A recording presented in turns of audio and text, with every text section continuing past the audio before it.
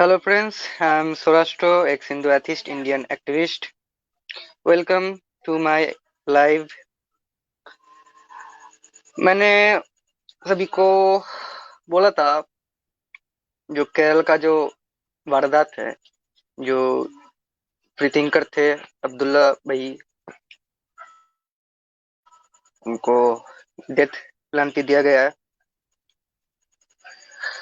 तो इसको लेके गवर्नमेंट ऑफ इंडिया और जितना भी मीडिया है भारत का, वो क्या कर रहा है?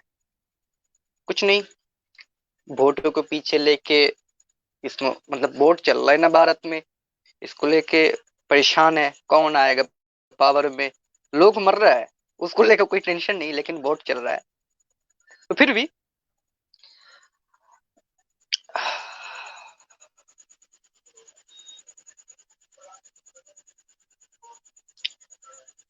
ये है, एक minute.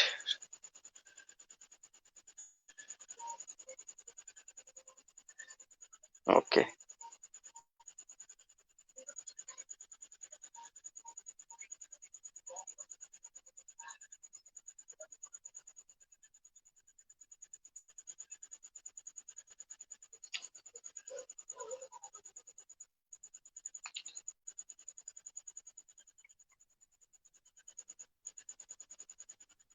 Hello. Okay, can you here? Yes, yes. yes, I can hear you.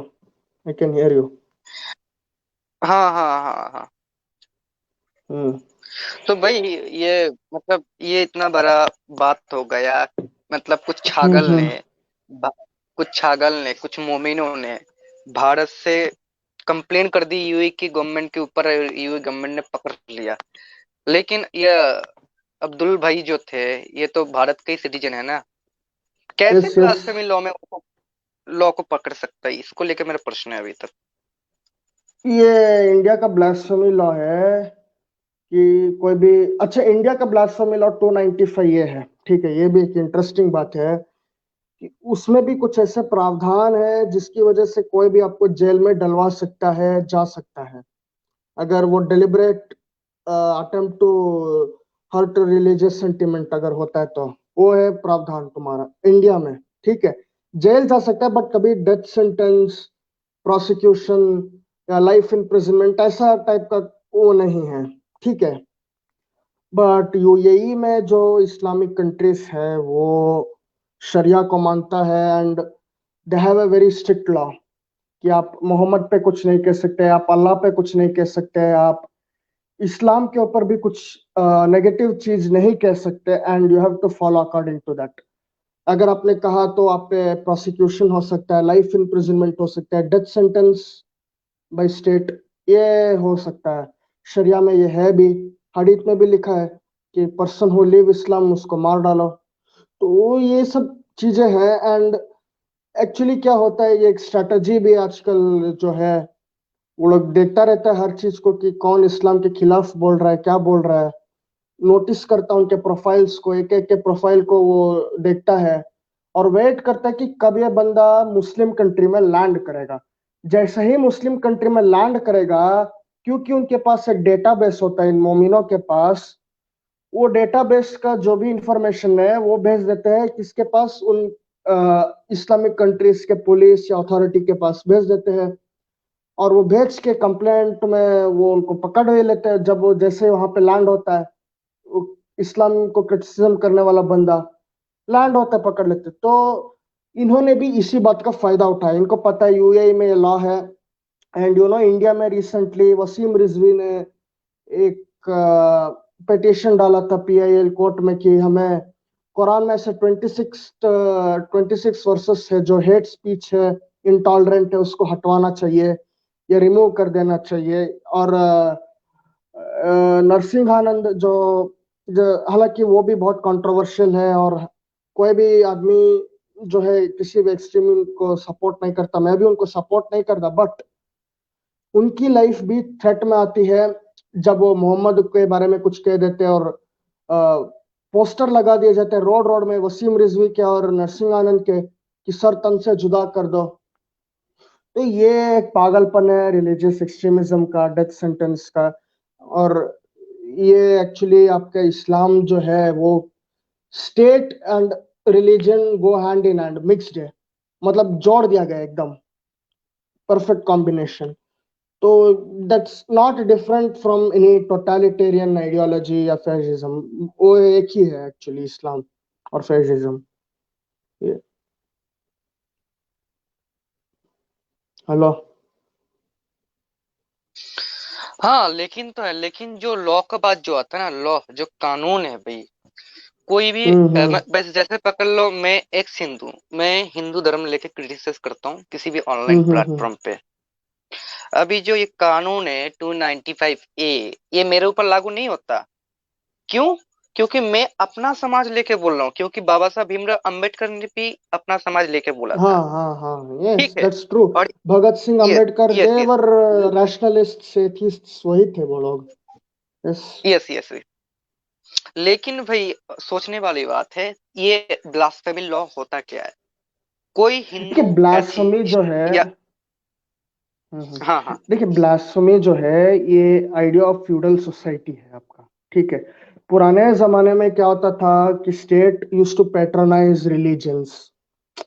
States जो भी थे, मैं दुनिया भर का मैं बता रहा हूँ, इंडिया का भी, सब जगह। ठीक है। वो पर्टिकुलर बिलीफ सिस्टम या वे ऑफ लिविंग या थिंकिंग या होता है ना स्पिरिचुअल आइडिया या रिलीजन, उसको बिलीफ को प्रमोट करती थी, स्टेट पेट्रोनेज हुआ करता था। ठीक है। उसके चलते तुम्हारा कुछ तबका डेवलप हुआ, एक कहते हैं रिलीजियस लीडर, स्पिरिचुअल लीडर, धार्मिक लीडर जो भी है, वैसे टाइप के डेवलप होने शुरू हुए।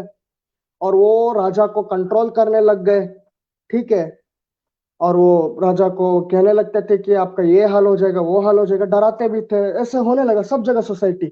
आप मेसोपोटामिया उठा लो, ग्रीस का उठा लो, आप रोम का उठा लो, पर्शिया, इवन क्रिश्चियन एम्पायर उठा लो, इस्लामिक एम्पायर, ये सब जगह हुआ। ठीक है।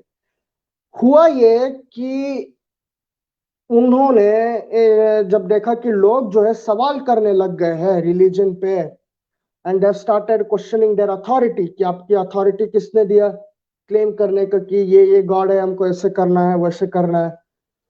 तो उन्होंने रिलीजियस बुक्स में ये चीजें डालना शुरू कर दी पब्लिक को कंट्रोल करने के लिए कि आप जो है सवाल करोगे तो हम आपको मरवा सकते हैं, आपको हेल में जाना पड़ेगा। कानून है, राजा जो है वो गॉड की तरह वो आपको खत्म कर देगा, आप क्रिटिसाइज नहीं कर सकते। ऐसे तरह तरह के वेदाओं में भी है, कुरान कुरान में तो बहुत बहुत है ज्यादा, उसमें भी पूछो मत। हदीस में तो ऑलरेडी ओपनली लिखा है, इस्लाम जो छोड़ेगा वो मार दिया जाएगा, जो डिसबिलीवर होगा। और क्रिश्चियनिटी में भी एक है उसमें कि आपको अगर क्रिटिसाइज करोगे और कुछ कहोगे तो आपको भी मार दिया जाएगा। तो ये बनने लग गई जो प्रीस्टली क्लास थे, किंग को कंट्रोल करने के लिए और पब्लिक को कंट्रोल करने के लिए, क्योंकि लोग सवाल करना शुरू कर रहे थे। तो ब्लास्फेमी तब से शुरू हुआ एक्चुअली स्पीकिंग। आप क्रिश्चियनिटी को उठा लो, इस्लाम को उठा लो, इस्लाम में तो कूट कूट के भरा है।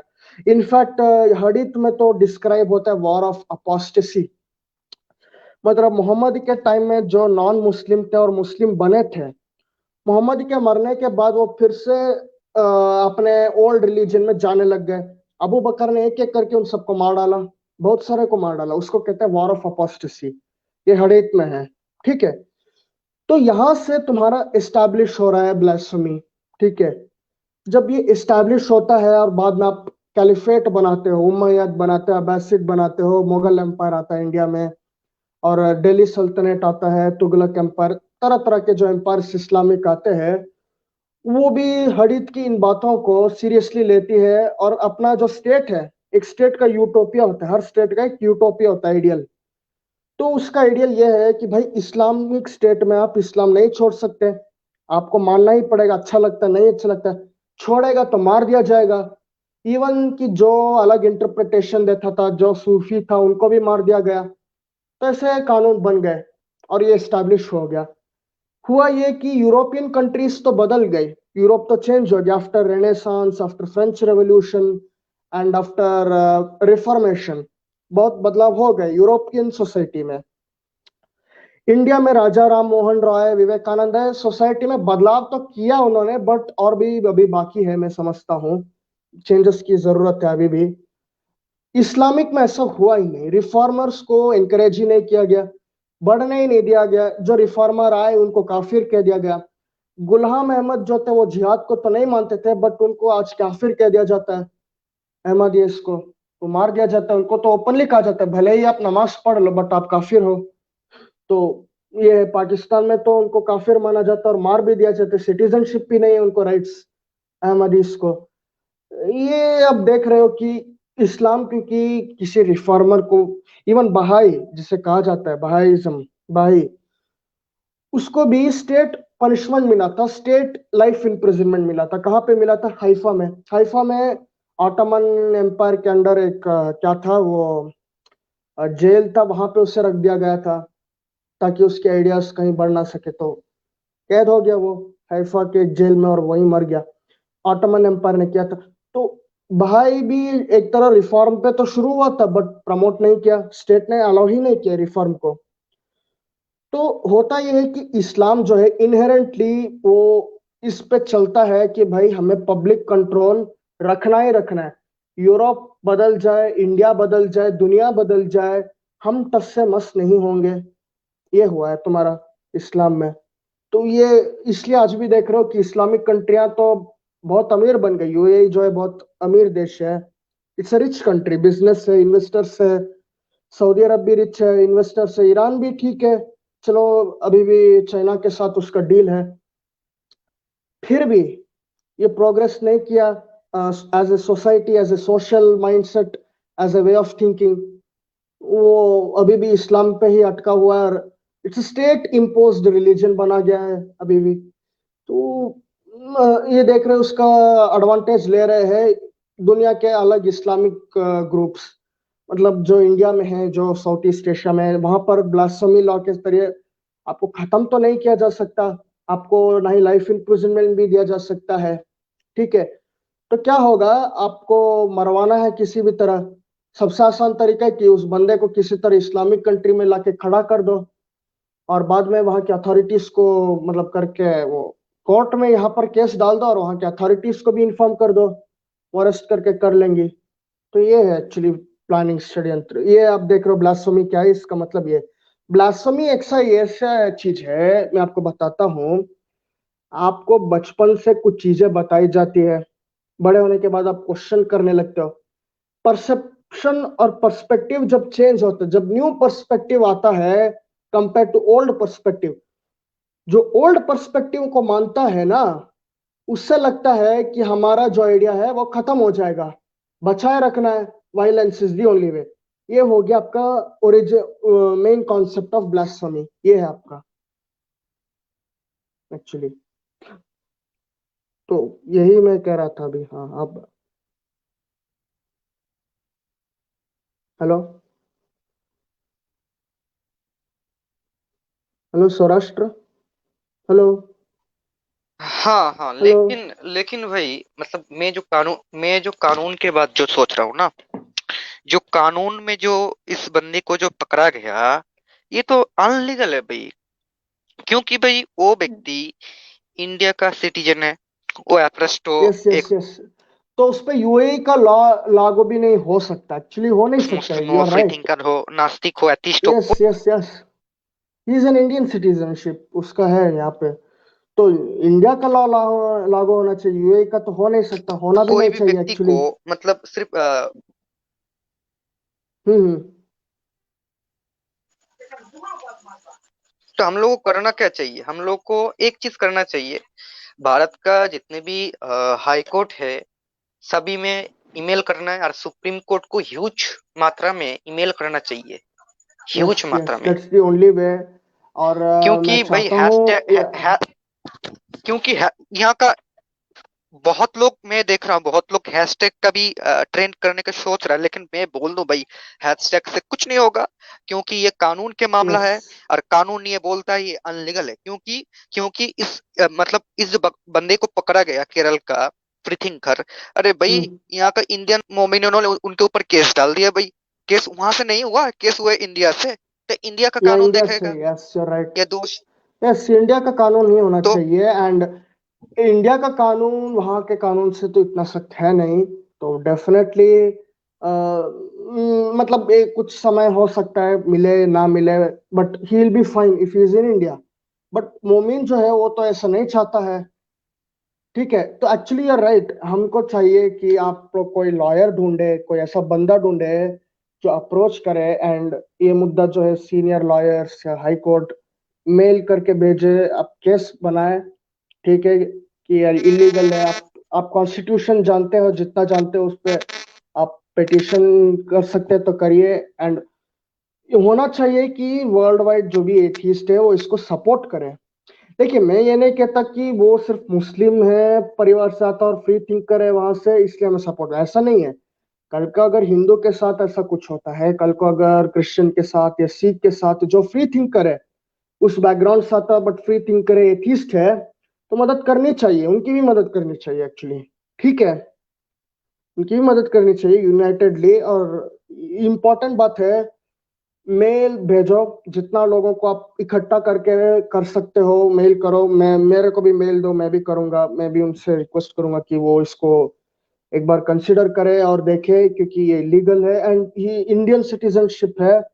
कानून वहां पे लागू हो नहीं सकता उस पे, तो आप इस पे ध्यान दें और इस पे एक्शन लें। यस, ये होना चाहिए, हाई कोर्ट पे होना चाहिए, सुप्रीम कोर्ट पे जाता है तो अच्छी बात है, होना चाहिए ये एक्चुअली। और मोस्ट इम्पोर्टेंटली कोई ऐसा एडवोकेट हो, लॉयर हो जो आपके पर्सपेक्टिव को भी समझे, जो आपके पर्सपेक्टिव को भी एडवोकेट करे वहां पे। ये भी बहुत इंपॉर्टेंट है कि हम फ्री थिंकर्स को, और ये ऐसे ऐसे ही चीजें, ऐसे ही जब इंस्टेंसेस होते हैं, it makes the country's law and people to think blasphemy actually है क्या। ऐसे ही चीज पब्लिक में सोचने पे भी मजबूर करती है। ठीक है कि क्या सही क्या गलत, हम इस पर्सपेक्टिव को माने, ये ये भी देखने को मजबूर करता है पब्लिक को। हैशटैग आप भले ही जितना कर लो, कोई प्रॉब्लम नहीं, आप इंडिया के पॉलिटिशियन को भी उसमें डाल दो, किसी का भी डाल दो। ठीक है, बट आपको अल्टीमेटली यही देखना है कि ये मुद्दा क्या लॉ के अंदर, कोर्ट के अंदर ये सक्सेसफुली होता है नहीं होता है, एक्सेप्ट करती है नहीं करती है, और क्या कर सकती है गवर्नमेंट, ये इम्पोर्टेंट है। ठीक है, बट मुझे नहीं लगता कि यूएई, आई होप कि यूएई कोई उस पे लागू ना करे कानून। आई जस्ट होप दैट कि वो ऐसा हो नहीं सकता। मैं कह रहा हूँ ये अभी। ना तो आप कुछ कहना चाह रहे थे और कंटिन्यू। हेलो।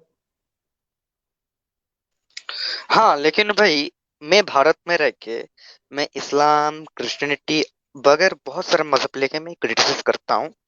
मेरे ऊपर 2 बार ब्लास्फेमी लॉ लगते लगते बच गया। कैसे? हम्म। क्योंकि मैं कोई भी बात बोलता हूँ, उसका रेफरेंस, उसका राइटर, क्या बुक से मैंने ये दावा किया है, उसको मैं मेंशन कर देता हूँ। तो कोई भी यस। लोग मेरे ऊपर ब्लास्फेमी का लॉ जैसे यही नहीं लगा सकता। क्यों? ये जो मेरा दावा है ओनली फॉर इस किताब के ऊपर है, उस लेखक का लिखा हुआ। तो मेरे ऊपर कॉपीराइट क्लेम भी नहीं यस। होता। क्यों? क्योंकि मैं किसी भी किताब को मैं बेच नहीं रहा हूँ। तो क्या मतलब, एक तरफा देखा जाए freedom of speech, only for ये रह जाता है फ्रीडम ऑफ स्पीच। तो देखा जाए ये जो दैट्स करेक्ट। अब्दुल भाई है, मैंने इनका यूट्यूब चैनल देखा है। ठीक है, तो अब्दुल भाई जो भी बात बोलता है तो रेफरेंस देके बोलता है भाई। इसमें हाँ, बुरा क्या उसने है भाई? हदीस का रेफरेंस झूठ तो दिया नहीं है। बोला। हाँ, उसका कुरानिक, उसके जो जो भी स्क्रिप्चर है इस्लामिक, जैसे हदीस हुए, कुरान हुए, वहीं से रेफरेंस दे रहा है। स्लेवरी की बात कर रहा है, वुमेन राइट्स की बात बोल रहा था वो। तो उधर रेफरेंस दे के बात कर रहा है ना, तो आप कैसे कह रहे हो ब्lasphemy है। देखिए, प्रॉब्लम यह है कि ज्यादातर मुस्लिम को पता भी नहीं होता कि कुरान में क्या है, हदीस में क्या है। वो बस समझता है कि भाई नमाज पढ़ेंगे 5 समय, मस्जिद जाके आएंगे, रोजा करेंगे, रमजान में फास्टिंग करेंगे, यही इस्लाम है भाई। हज एक बार जाके आना है हमें, वो इतना ही समझता है इस्लाम को। और जक़ात देना है, डोनेशन, कम्युनिटी डोनेशन, बस। इसके अलावा उसे नहीं पता कि इस्लामिक स्क्रिप्चर्स है क्या, क्या कहती है शरिया क्या है, और वो टेररिज्म को प्रमोट कैसे कर रहा है ये नहीं जानता, ज्यादा डीप स्टडी नहीं करता। तो ये एक पार्ट ऑफ द प्रॉब्लम है कि उनको लगने लगता है, जब रेफरेंस देता भी है तो उनको लगता है कि भाई करप्टेड रेफरेंस दे रहा है, या कोई ऐसा रेफरेंस दे रहा है जो अमेरिकन या उनसे सुन के दे रहा होगा। जबकि ऐसा नहीं है, वो स्क्रिप्चर में ही ऐसा है। बट बाकी जो मुस्लिम है, जो मोमिन है, उनको तो नहीं पता। कॉमन जो है मॉडरेट, उसने तो स्टडी नहीं किया, तो उसको लगता है कि भाई कॉन्काक्टेड है, बनाया गया है डिफेम करने के लिए। तो ये हो जाता है problem. So this has to be challenged in the court. References के साथ उसने दिया है तो इलीगल तो नहीं हो सकता वो, और उसको फ्रीडम ऑफ स्पीच मिलता है। और ये कोई मेलिशियस इंसिडेंट नहीं है, उसने बुक के साथ रेफरेंस दिया है तो उसने सच कहा है, कोई ऐसे ही नहीं बोल रहा है वो। तो ये बात है, आपको ये पर्सपेक्टिव लाना ही होगा, और यही होना चाहिए एक्चुअली स्पीकिंग। लेकिन भाई, भारत इतना बड़ा एक मुल्क है, वर्ल्ड का दूसरा, मतलब एक कंट्री, मतलब जिसमें बहुत सारा फ्रीडम ऑफ स्पीच बोला जाता है इसमें, मतलब ऐसा ऐसा कुछ बोला जाता है, भारत है वो है, मोदी जी ने वो कर दिया, ये कर दिया। तो भाई मोदी हम्म। जी के भारत में, भारत का एक सिटीजन को बाहर वाले मुल्क ने पकड़ लिया, ये कैसी बात हो गई भाई? अब और देखिए वो भी देखिए तो देखिए पकड़ा, आप। सुनो सुनो सुनो, वो भी पकड़ा तो पकड़ा, ऐसे केस में पकड़ा जिसमें कोई कानून नहीं है, ये अन लॉ कानून में पकड़ लिया भाई इनको। इलीगल है, इलीगल है एक्चुअली, यस। यस यस देखो, यस। ये, हाँ, और कोई भी मीडिया कुछ नहीं बोल रहा भाई, कोई भी मीडिया, ठीक है, मीडिया कोई भी इसलिए मीडिया नहीं बोल कुछ रहा नहीं बोल है, रहा, देखो चुप देखो, है। मीडिया इसलिए भी नहीं बोल रहा है, वन, तुम्हारा कोविड पे ज्यादा टेंशन है, दूसरा तुम्हारा इलेक्शन प्रोपेगेंडा है, ठीक है, तीसरा केरला में भी इलेक्शन हो रहा है, तो वो नहीं चाहता कि भाई उसका कोई वोट जो है अफेक्ट हो जाए, या कोई दंगे हो जाए, ठीक है। हालांकि अभी सब खत्म हो गया, but still I am just saying, future के लिए, ठीक है। तो पॉलिटिक्स जो है वो कम्युनिटी को देखता है, अपने वोट बैंक अकाउंट्स को देखता है, और उसके बाद मतलब सोचता है लेना चाहिए, नहीं लेना चाहिए, करना चाहिए, नहीं करना चाहिए। और पॉलिटिकल पार्टी, चाहे वो सेंट्रल गवर्नमेंट में बीजेपी हो या कांग्रेस हो या कम्युनिस्ट हो, हर पार्टी अपना अपना यहाँ देख देख के ही करती है। मीडिया जो है, इंडिया का हाल बद से बदतर हुआ है। जो टफ क्वेश्चंस शायद कांग्रेस के टाइम में पूछे जाते थे, वो अब नहीं पूछे जा रहे। अब मतलब जरूरत भी नहीं पड़ता कि ये जो रूलिंग पार्टी है उसका बंदा, प्रवक्ता जो है वो कुछ कहे, न्यूज जानकारी उसके लिए बता देते, तो ऐसा मीडिया में तो आपको कोई इन्फॉर्मेशन मिलने से ना रहा। और जो इंडिपेंडेंट मीडिया है वो तो मतलब व्यस्त है बहुत सी चीजों में, कि उनको इसके बारे में पता भी नहीं होता। और बहुत सी मीडिया, लिबरल जो इंडिपेंडेंट मीडिया है, जैसे तुम्हारा वायर है, क्विंट है, ये लोग जो है एक पर्सपेक्टिव दिखाते हैं भाई। एक वन पर्सपेक्टिव की एक कम्युनिटी ही विक्टिम है, दूसरा कम्युनिटी ऑपरेसर है, उस पर्सपेक्टिव पे चलता है। कभी ये नहीं दिखाते कि बुराई तो हर रिलीजन में, हमें हर चीज को दिखाना है, हमें रैशनलिज्म को प्रमोट करना है, वो तो है नहीं। तो कहीं ना कहीं इन सब का देखते हुए मीडिया में इम्पैक्ट है, और इसलिए मीडिया ये नहीं दिखा रहा है। और इसके बहुत सारे कारण है, इसके अलावा आपके मार्केटिंग रीजंस भी हो सकते हैं, टीआरपी रीजंस हो सकते हैं, ठीक है। और दूसरा एक रीजन हो सकता है आपका पॉलिटिकल फंडिंग। मतलब हर न्यूज चैनल का आजकल कोई ना कोई फंडिंग किसी पॉलिटिकल पार्टी से आता ही रहता है, तो वो अपना इमेज खराब भी नहीं करना चाहती। तो ऐसे बहुत से कारण हैं। स्पॉन्सरशिप भी की प्रॉब्लम होती है मीडियाज को, कि media is not something profitable job in India, और प्रॉफिटेबल इंडस्ट्री उतना।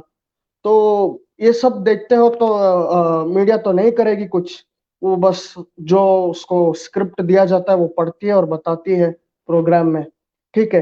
तो ये तो प्रॉब्लम हुआ मीडिया का। गवर्नमेंट है, देखो मोदी सरकार आई अब की बार, वो ये फलाना वलाना 2014 से मैं सुनता रहा हूँ, ठीक है। मोदी जो है वो टिपिकल बिजनेस, मैं कह रहा हूँ he is just a person who encourages private corporations. उससे मतलब नहीं है कि कौन क्या है, उसका इंटेंशन ये है कि भाई बिजनेसमैन से मेरा क्या फायदा है। ही एंड बिजनेसमैन, बस, सीधा है और कुछ नहीं है, ठीक है। बड़े बड़े कॉरपोरेट्स, प्राइवेटाइजेशन, और वो, बस यही है। उससे ये मतलब नहीं है कि बंदा कितना लोग मर रहा है, कितना लोग का क्या बुरा हाल है, आम आदमी के क्या स्ट्रगल है, और क्या कह रहे हो, तो से कि कौन सा बंदा पकड़ा गया। अब forget about this guy, Kulbhushan Jadhav का क्या हुआ? वो तो पाकिस्तान अभी भी पकड़ के रखा है, उनका क्या हुआ? ये तो मोदी तब भी था, पकड़ा तो पाकिस्तान ने तब भी था, अब क्या हुआ? तो कुलभूषण जाधव स्टिल ओपन। ठीक है, तो यहाँ हाँ पे हाँ, तो जुनेद कहना, भाई का हाँ जो केस चल रहा है, जुनेद भाई हाँ का केस चल रहा है अभी। हाँ, वही कुलभूषण जाधव जो है ना, जो वो उसका नहीं एक्स नहीं नहीं, नेवी। कुलभूषण है, जुनेद। अच्छा। जुन ओ, तो उसका, प्रोफेसर जुनेद, प्रोफेसर जुनेद। हाँ हाँ हाँ हाँ, प्रोफेसर, सॉरी टू से, या तो यस। तुम्हें तो तब भी फिक्र नहीं भाई है। उन्होंने तो ज्यादा कुछ तो नहीं बोला था। नहीं नहीं नहीं, हम्म, वो तो छोड़ो भाई, लेकिन भाई मैं कानून की बात कर रहा हूँ, जो कानून होता है भारत का।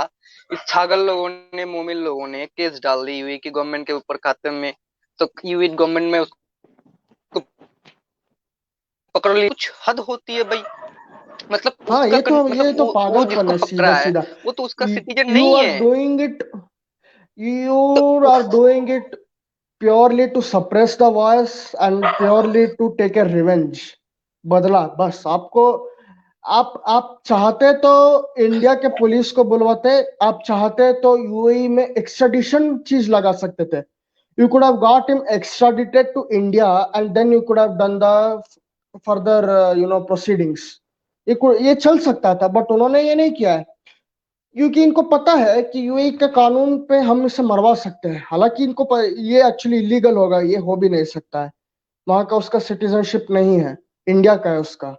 ठीक है, तो यूएई का कानून कैसे वो लागू कर रहा है? तो ऑब्वियस बात है, एडवांटेज लेने की कोशिश कर रहा है यूएई के जो इस्लामिक कानून है उसका एडवांटेज लेने की पूरी ट्राई हो रही है, कोशिश हो रही है। बट अगर ये कोर्ट में चैलेंज होता है तो definitely I am sure this thing will be overturned and at the best he will be extradited. हो सकता है उसको वहां से भेज दिया जाए, बस और कुछ नहीं हो सकता। अगर आप देखोगे यूएई में लास्ट ईयर जो बहुत सारे हिंदू थे, नॉन मुस्लिम, जो इस्लाम के बारे में, अरब्स के बारे में कुछ कह रहे थे, तरह तरह की बात, उनको अरब ने भेज दिया। They sent them out to India. इस बंदे को क्यों पकड़ लिया भाई? इस बंदे को भी भेज देते, भेजना चाहिए था। तो ये होना चाहिए एक्चुअली, उसको भेज देते तो ज्यादा बेटर है। That would have been more proper way of proceeding, rather than कि आप वहां के कानून को लागू करने को बोलते। ये गलत है एक्चुअली, यही मैं कह रहा हूँ।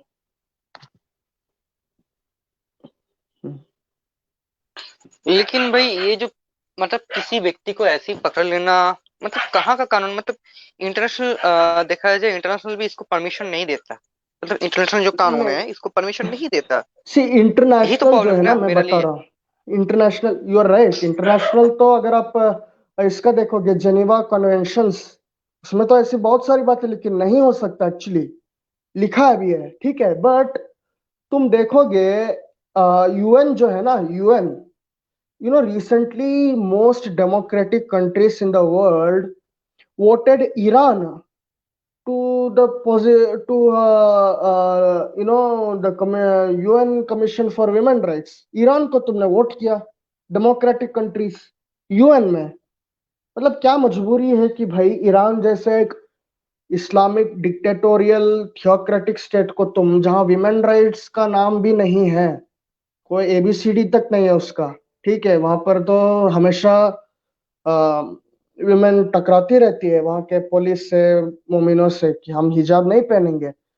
उस कंट्री को तुम प्रमोट कर देते हो UN commission for women rights, इतने सारी कंट्रियां, ये तो अपना।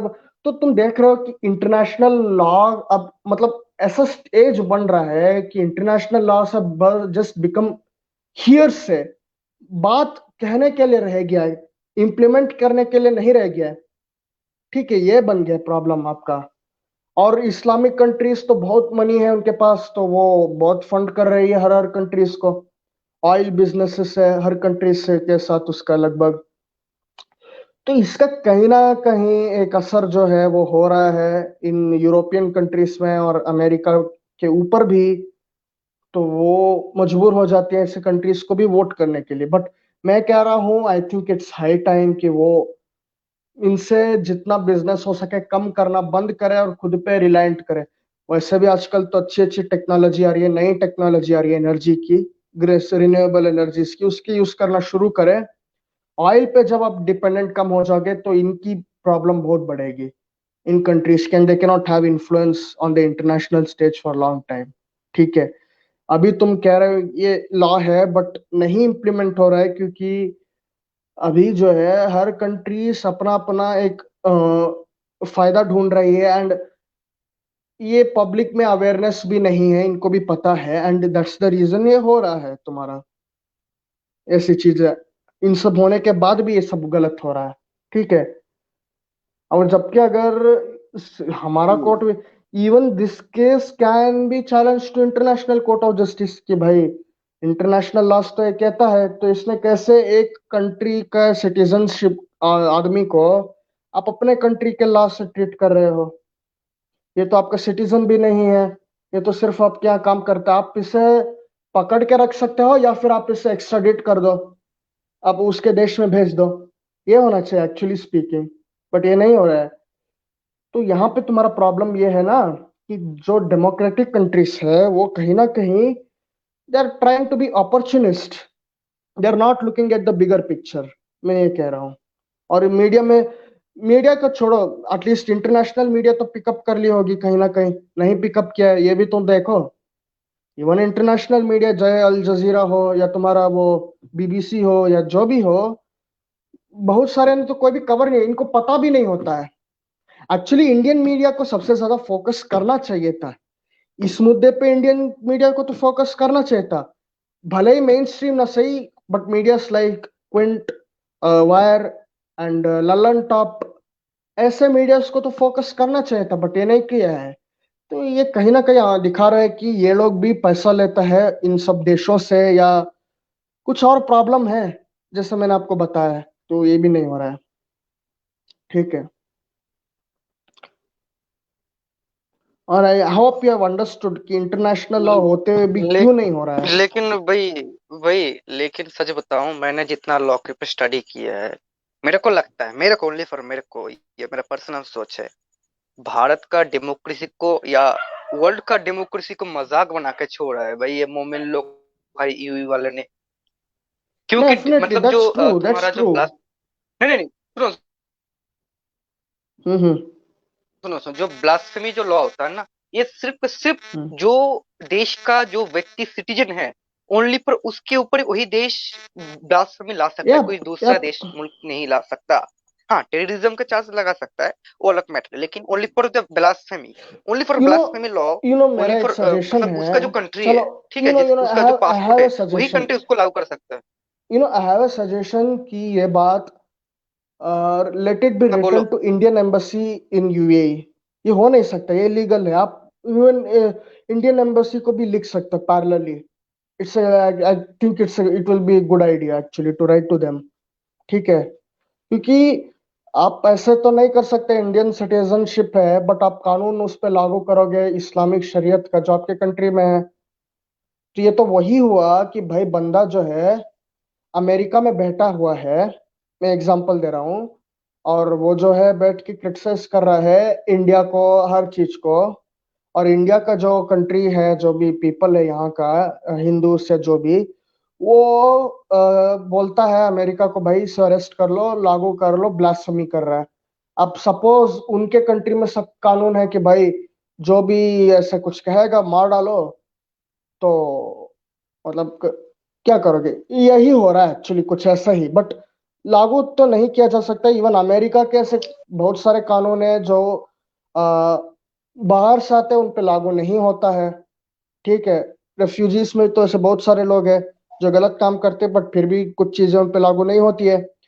इन पे भी लागू नहीं होना चाहिए actually speaking. He should have been sent back to India instead of arresting him there, keeping him there, and the people complaining, raising the case here, but complaining to the police and the authorities there. ये क्या है भाई, मजाक बना के रखा है। You could have written to Indian embassy, आपने क्यों नहीं लिखा भाई? आप वो भी लिख सकते थे, आपने तो नहीं लिखा। तो ये है मोमिन का एक कह सकते हो इलॉजिकल सोच, मतलब कंप्लीटली स्टूपिड थिंकिंग इनका, ठीक है। अब बट मैं ये कह रहा हूँ, parallelly if you are appealing to the court, supreme court, high court, ठीक है, better you also write it to Indian embassy and make them aware of this issue कि यूएई का कानून लागू नहीं हो सकता है। But on the complaint of some Muslim fundamentalist groups in India, they have arrested him and they want him to be executed under the Islamic Sharia law. आप उससे यहाँ इंडिया में भेजने की तैयारी करो। It will be fair trial and he will get the protection. India में मिल सकते, गारंटी से मैं कह रहा हूँ, ठीक है। इतना तो है, यही होना चाहिए एक्चुअली। एंड द पॉलिटिक्स जो है advantage, I just don't like this idea of political correctness, ये जस्ट मुझे अच्छा नहीं लगता। मैं स्ट्रेट फॉरवर्ड हूँ, ओके। पॉलिटिकल करेक्टनेस दो धारी तलवार है। आप एक साइड इस तरफ करेक्ट हो सकते हो, आप एक साइड उस तरफ करेक्ट हो सकते हो। मतलब कांग्रेस एक तरह का पॉलिटिकल करेक्टनेस करता है, बीजेपी एक तरह का पॉलिटिकल करेक्टनेस करता है, ये मुझे बिल्कुल अच्छा नहीं लगता है। You have to be just straightforward. अरे भाई, बस मैं इतना कह रहा हूँ। भारत भारत भारत का जितने भी पॉलिटिकल दल है, ये सभी ब्राह्मण्यवादी है। तुम कांग्रेस को बोलो भाई, कांग्रेस भी है, लेकिन कांग्रेस सॉफ्ट हाँ, ब्राह्मण्यवादी है। लेकिन ये बट भाजपा हाँ, लोग जो है ना, मैं आरएसएस जो वाले, कह रहा हूँ ना, ये लोग मैं कट्टर तो टाइप का अपना, है। हाँ, ये तो ऑब्जर्वेशन है, करेक्ट ऑब्जर्वेशन है। आप जो भी पॉलिटिकल पार्टी उठाओगे तो कहीं ना कहीं अपर कास्ट जो होता है वो कहीं ना कहीं इन्फ्लुएंस ज्यादा करता है, उसका से ज्यादा होता है, भाई लीडरशिप पे भी होता है। सुनो सुनो, यही हो रहा ये है। जो ये जो कांग्रेस का जो गांधी जी है ना, महात्मा गांधी, ये जात पात को बहुत हम्म। यकीन करता था, तुमको पता है? ये बहुत यस लोगों को नहीं यस, पता। डेफिनेटली। इनफैक्ट उसी के बहस के कारण बना था Poona pact between him and Ambedkar. बहुत बड़ा बहस होता। he did not want this representation. He wanted कि भाई आप उनको सुधार लो, कर लो। Gandhi was of that type, very conservative. मैं बोलता Ambedkar हूँ wanted a भारत का, revolutionary change. He wanted a change, a मैं big मान change. मैं मानता हूँ भारत का राष्ट्रपिता ज्योतिबा फुले के होना चाहिए भाई, ये महात्मा गांधी को Yeah, नहीं। I openly agree. अगर वो भी नहीं होते तो मैं तो अंबेडकर को मानूंगा। Definitely Ambedkar is the father of India. Subhash Chandra Bose, क्या कहते हो, भगत सिंह, यस, विजनरी है वो भी। मैं तो हमेशा इन लोग को आइडल मानता हूँ। हम्म। ये कौन है, अमीना सरदार? हाँ, मैं आ गई हूँ। क्या टॉपिक क्या है जी आप लोगों का? मैंने अभी भी लिंक देखा है तो मैंने कहा मैं जरा अच्छा, ज्वाइन कर। हाँ, एक्चुअली टॉपिक ये है कि केरला से एक मुस्लिम है, ठीक है, इंडियन स्टेट है केरला, एक, ठीक है, वहां से एक मुस्लिम है, फ्री थिंकर है, he is actually free thinker, atheist type. उसने एक टिकटॉक वीडियो बनाया and he told about slavery in Islam, women's rights in Islam. उसने बोला कि विमेन राइट्स बहुत खराब है, स्लेवरी था टिकटॉक वीडियो में, and he gave some references. Hmm. India में जो मुस्लिम ग्रुप है, फंडामेंटलिस्ट ग्रुप है, एक्सट्रीम ग्रुप, ठीक है, जो भी है, वो लोगों ने कंप्लेंट कर दिया, केस डाल दिया, और वहां के पुलिस अथॉरिटीज को भी बोल दिया कि उसे पकड़ो और वहां पे ट्रायल करो उसका। और अब वो पकड़ा भी गया है यूएई में। तो यूएई का कानून जो है बहुत स्ट्रिक्ट है, इट्स वेरी एक्सट्रीम, मार भी दिया जा सकता है, लाइफ इम्प्रिजनमेंट हो सकता है बहुत, इसलिए। तो इस पे चर्चा हो रही है कि क्या सोल्यूशन है, क्या वो इंडिया में आ सकता है, उसको किसी तरह ले जाए केस को, आप इंडिया के हाई कोर्ट में चैलेंज कर सकते हैं इसको कि भाई ये इलीगल है। इंडियन सिटीजन को आप यूएई के लॉ से ट्रायल नहीं कर सकते, इंटरनेशनल लॉस भी ये कहता है। तो यही डिस्कशन हो रहा था। नहीं, अजीब बात तो देखो, सबसे पहले तो इंसान को इस बात पर गौर करना चाहिए कि ये आदमी अगर मेरे ख्याल से मैंने कल देखा था, मैंने कुछ सुना था कि दुबई में कुछ हुआ है। तब अरब मुल्क में किसी को पकड़ा है। मगर मुझे पता नहीं था कि वो मुसलमान है। एंड या अगर उसने कोई भी एक औरत के राइट्स के ऊपर बात किया कि अगर वो कह रहा है, सबसे पहले तो इंसान को एक सही फेयर आंखों से देखना चाहिए कि बात क्या है। और हम्म। अगर केस यह है कि वो आदमी औरतों के ऊपर कुछ बोल रहा है, तो सबसे पहले तो अगर इंसान सही आंखों से देखे तो ये देखना चाहिए कि सच बोल रहा है या गलत बोल रहा है, उसके फैक्ट्स यस। इन ऑर्डर हैं कि नहीं है। क्योंकि हर एक लॉजिकल इंसान को तो यही पता है ना, जिसको इस्लाम के बारे में थोड़ा बहुत जो पता होगा तो वो यही हम्म। कहेगा कि इस्लाम में तो औरत की कोई राइट ही नहीं है। Yep, that's true. That's that is correct. Straight up true. एक औरत को जो है ना एक गधे के साथ इक्वल किया गया है, एक औरत को जो है क्या कहते हैं इंफीरियर एक आदमी के साथ किया हुआ है हदीसों ने, कुरान में भी किया हुआ है। That's true. कुरान में ये लिखा था Yeah, कि औरत हाँ को हाँ हाँ, I मारो। know. तो मतलब द पॉइंट बहुत इज सारे चीजें हैं, and even the worst things are hadiths. या He and when you openly come says about कि आप नॉन मुस्लिम वुमेन के साथ जो करना चाहो कर लो, स्लेवरी करो, कुछ जो भी वही करना ना, चाहे और कर लो. स्लेवरी वाली Yes. बात हो गई। देखो मजे एक इंटरेस्टिंग बात ये है, अरे भाई अगर वो आदमी स्लेवरी के ऊपर भी बात कर रहा है या औरतों पे भी बात कर रहा है, doesn't matter what the point is, subject is, इंसान को तो उस चीज को आंखों में देखना चाहिए कि एक बंदा सच कह रहा है या गलत कह रहा है विद इन इस्लाम एंड हदीस। अगर वो सच हम्म. कह रहा है then why are you beating him? What? Why are you gonna even beat him or threaten his life? वो तो सच कह रहा है ना। अगर तुम लोगों ने किसी को देखो, अगर किसी ने किसी को कुछ कहना है तो अपने कुरान और हदीस को उठाओ, उसको हम्म. लेके लात मारो ना तुम लोग। अगर तुम लोगों को इतना Yes. नफरत है कि मर That's हम what लोग जैसे लोग मार Saurashtra सकते was हैं। saying. That's what Saurashtra was also saying. ये बस सौराष्ट्र बोल रहा था हाँ कि आप ऐसे ही बात तो नहीं माना रहे, जब आप रेफरेंस दे रहे हो तो it's makes a good case to debate, ठीक है, rather than all this things. ये वही कह रहा था, आप रेफरेंस उठा के दे रहे हो, आप बस ऐसे ही कुछ नहीं कह रहे हो कि भाई वो बंदे ने ऐसे अपने मन से बना दिया, कोई ऐसे क्रिएट कर दिया। तो मैं उसको एक्सप्लेन कर रहा था कि भाई बहुत भयंकर प्रोपागेंडा चलाया जाता है मुस्लिम कम्युनिटी के अंदर, बता दिया जाता है कि अमेरिका ने हदीस करप्ट कर दिया, कुरान करप्ट कर दिया, ऐसे ऐसे भी प्रोपागेंडा चलाते हैं, ठीक है, ये भी हाँ होता है। तो मैं ये बताने की कोशिश कर रहा था। और मैं इसको ये भी बता रहा था कि जो मुस्लिम्स होते हैं ना, उन्होंने आजकल एक नया स्ट्रैटेजी अपनाया है। Even it's a warning for you Amina, it's actually hmm warning for you. बोलो। They do profiling and data of each and every people who criticize Islam. अच्छा Profiling करते हैं डेटा बना बेस बना के, and they give it in advance to the countries authorities in Islamic countries. वो Islamic countries के authorities को दे देते हैं कि भाई इसने ये कहा था, ये कोट किया था, ये हुआ था। एंड वो बता भी देते हैं कि इस बंदे का लोकेशन यहाँ पे रहता है, यहाँ ये करता है, वो हम्म प्रोफाइलिंग पूरा, ठीक है। तो the moment by mistake, even by mistake you land in, कभी आप इस्लामिक कंट्री में आ जाते हो, एयरपोर्ट से ही आपको पकड़ लिया जाता है, ठीक है। तो ये बात मुझे पता चला डेविड वुड के वीडियो से, अपोलोजेटिक्स का जो है, हालांकि वो जो भी करता है but he has done a good work. उसके वीडियो से मुझे पता चला कि ऐसा बात मैं नहीं कह रहा, जाकिर नाइक कहता है। वो जाकिर नाइक कहता है नॉन इस्लामिक कंट्रीज में क्रिटिसाइज करते तो कोई बात नहीं, करने दो, आप प्यार से उनसे बात करो, प्यार से रहो, क्या करो, सॉफ्टली स्पीक्स इन इंग्लिश। बाद में कहता है कि भाई यूएई में तो कानून है ना, जैसे ही वो यूएई में आ जाएगा, यूएई की अथॉरिटी को इन्फॉर्म कर दो and he will be punished immediately, and I have seen many of them punished immediately. The Muslims who complained, who did this job, are exactly applying this strategy. They're using this strategy to suppress his voice and get him killed. देखो India में सरतन से जुदा तो कह सकते हो, but मतलब ठीक है हो रहा है, बट बहुत बुरा भी। मैं मानता हूं कि इंडिया में कानून थोड़ा और बेटर किया जा सकता है इन ब्लास्फेमीज को, और उन्हें बनाना चाहिए कि भाई death sentence for blasphemy India में तो हटना चाहिए, कानून बना के हटा दो यार किसी तरह से, मैं तो चाहता हूँ at least. But point is Muslims are taking advantage of these things.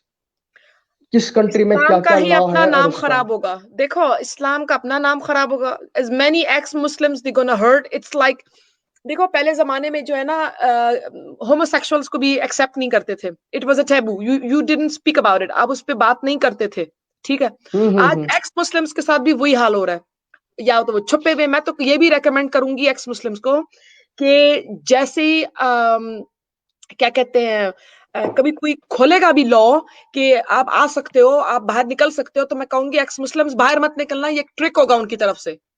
Don't yes, trust them, do not trust them. और यू नो मुझे ये बिल्कुल आई पता आई है कि मैंने मैं मुस्लिम कंट्रीज नहीं जाना। It is dangerous for me.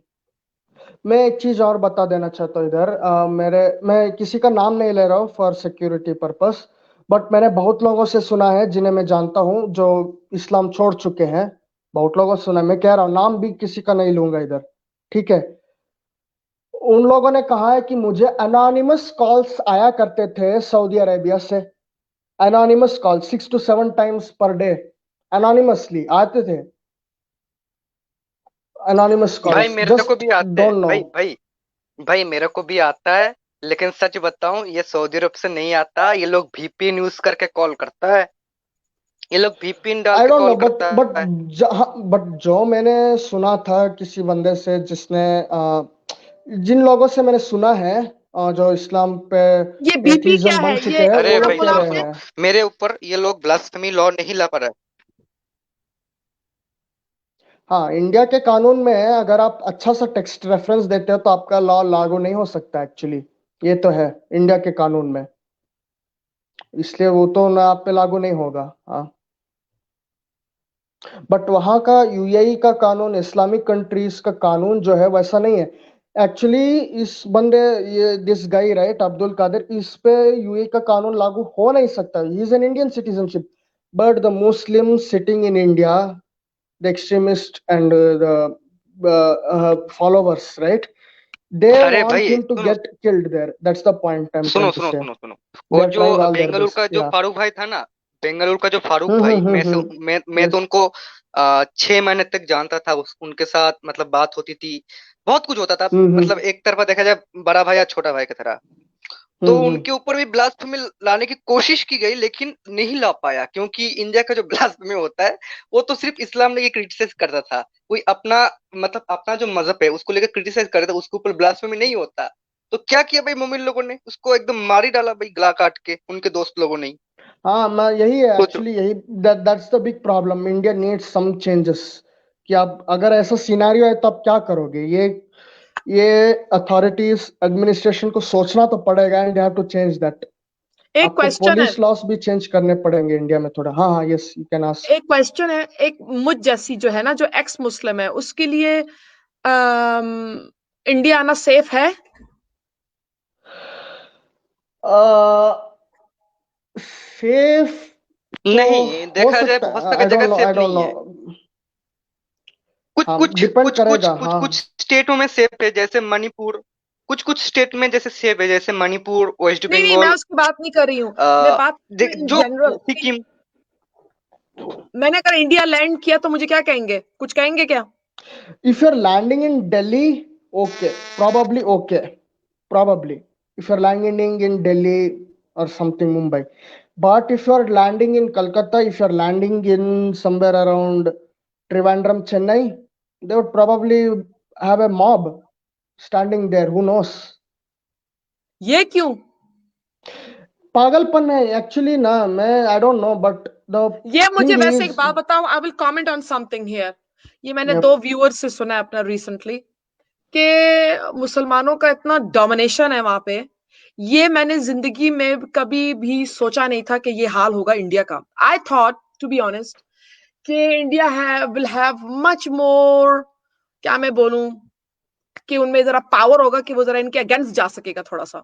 ठीक है, but I don't know what on earth the Indian politicians are doing, कि they are bending their head. India भी कर रहा है, हालांकि इंडिया तो कश्मीर के साथ, मतलब पाकिस्तान के साथ यू झगड़ा नो करता है।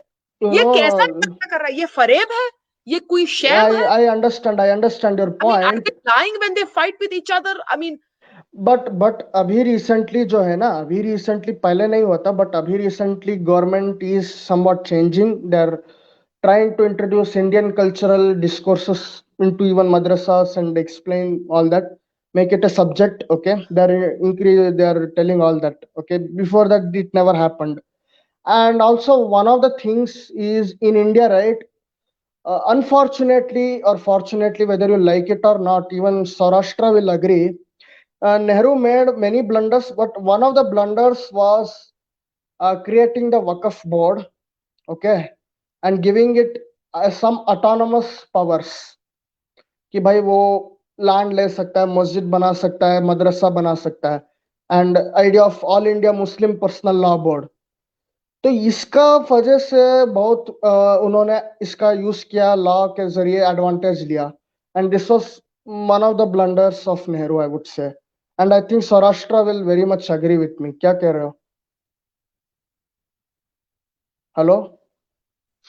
हाँ, ये तुम्हारा बात एकदम काफी हद तक सही भी है, काफी हद तक। या लेकिन देखा जाए, सच बताऊं तो भारत का मुसलमान मतलब ये छागल लोगों का तरह है, ठीक है। मतलब 2021 में आकर भी ये लोग ठीक से मतलब एजुकेटेड नहीं हो पाया, क्योंकि इन लोगों का हालत दलित से भी खराब है भारत का, देखा जाए तो। हाँ, इतना खराब है यस हालत दैट्स ट्रू, मुसलमानों का। मतलब that's true.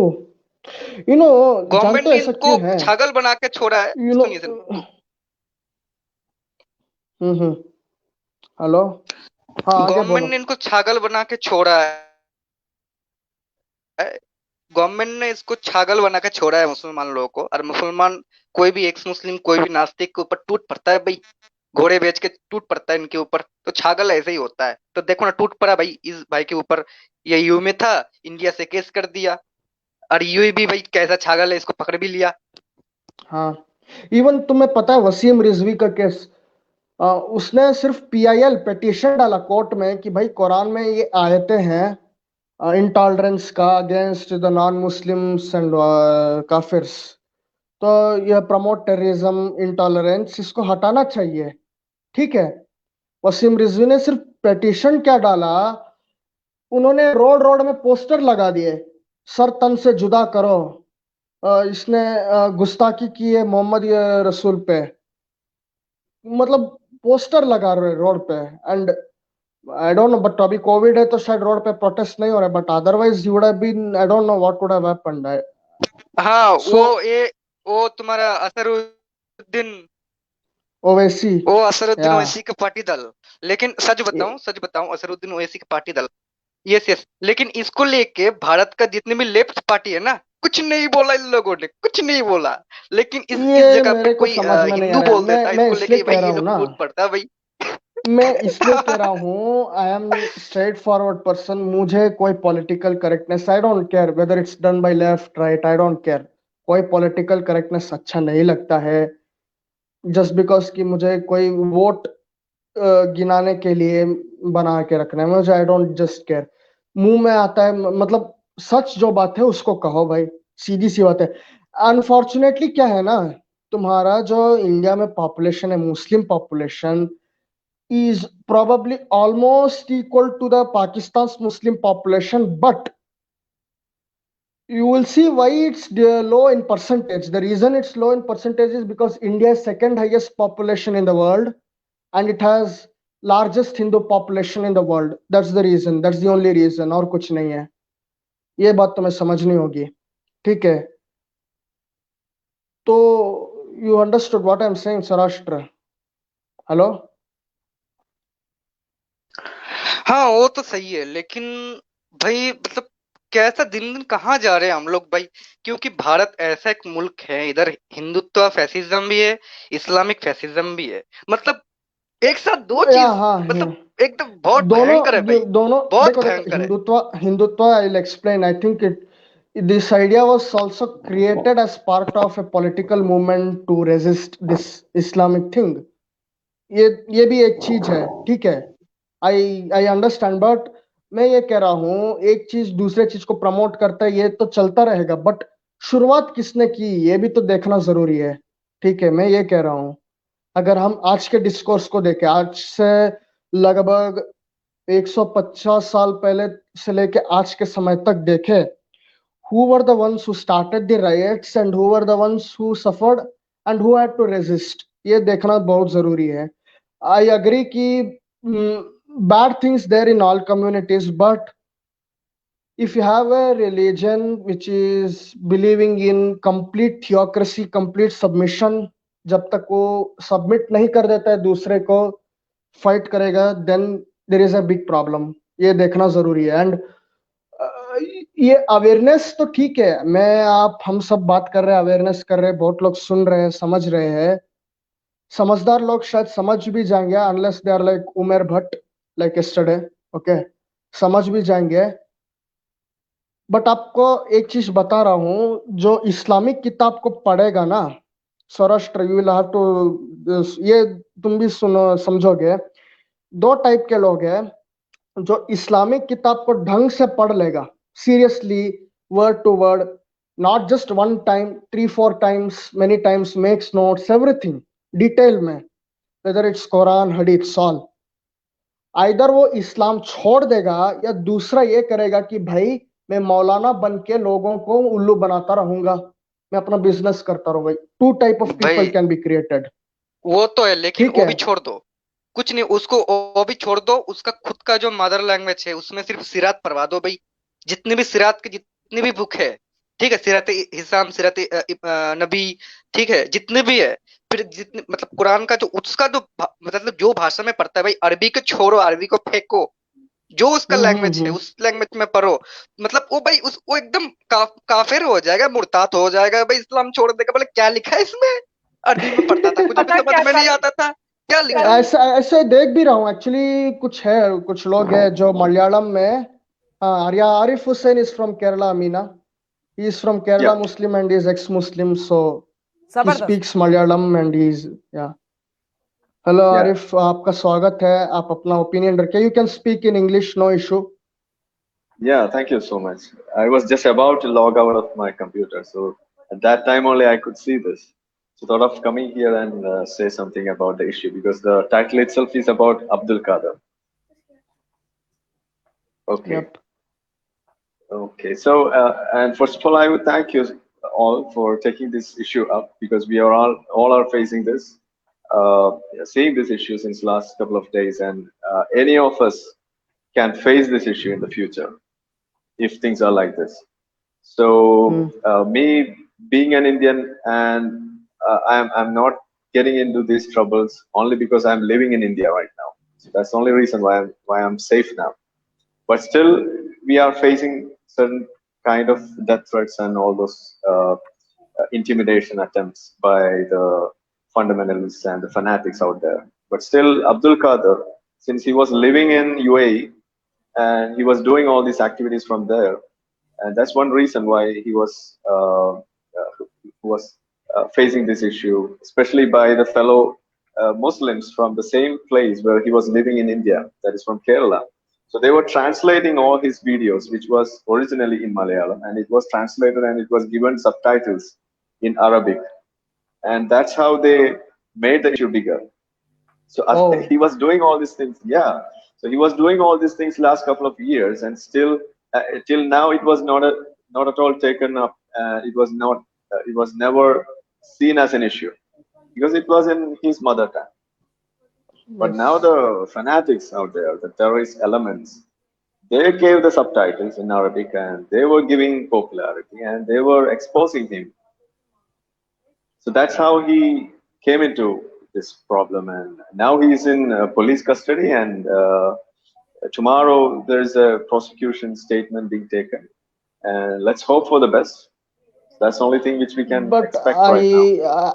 I mean, look, UAE, I don't know how they are going to react because in Middle East countries, the most of them, you name it, except Israel, I think all countries have a law to execute them, or at the best life imprisonment. That's the only thing there in all Islamic countries except Israel, I would say. Okay. Yeah. To an extent, that's true. But if you look at the way UAE is handling all these issues since last couple of years, you can see that they are taking a much more progressive stance in all these kind of issues. Yeah. And even in some issues which we were seeing in last couple of years, there are instances where people were just deported without any much death sentence or any harsh punishments. So even that's one reason why we are hopeful. Yeah, let's hope that's what happens.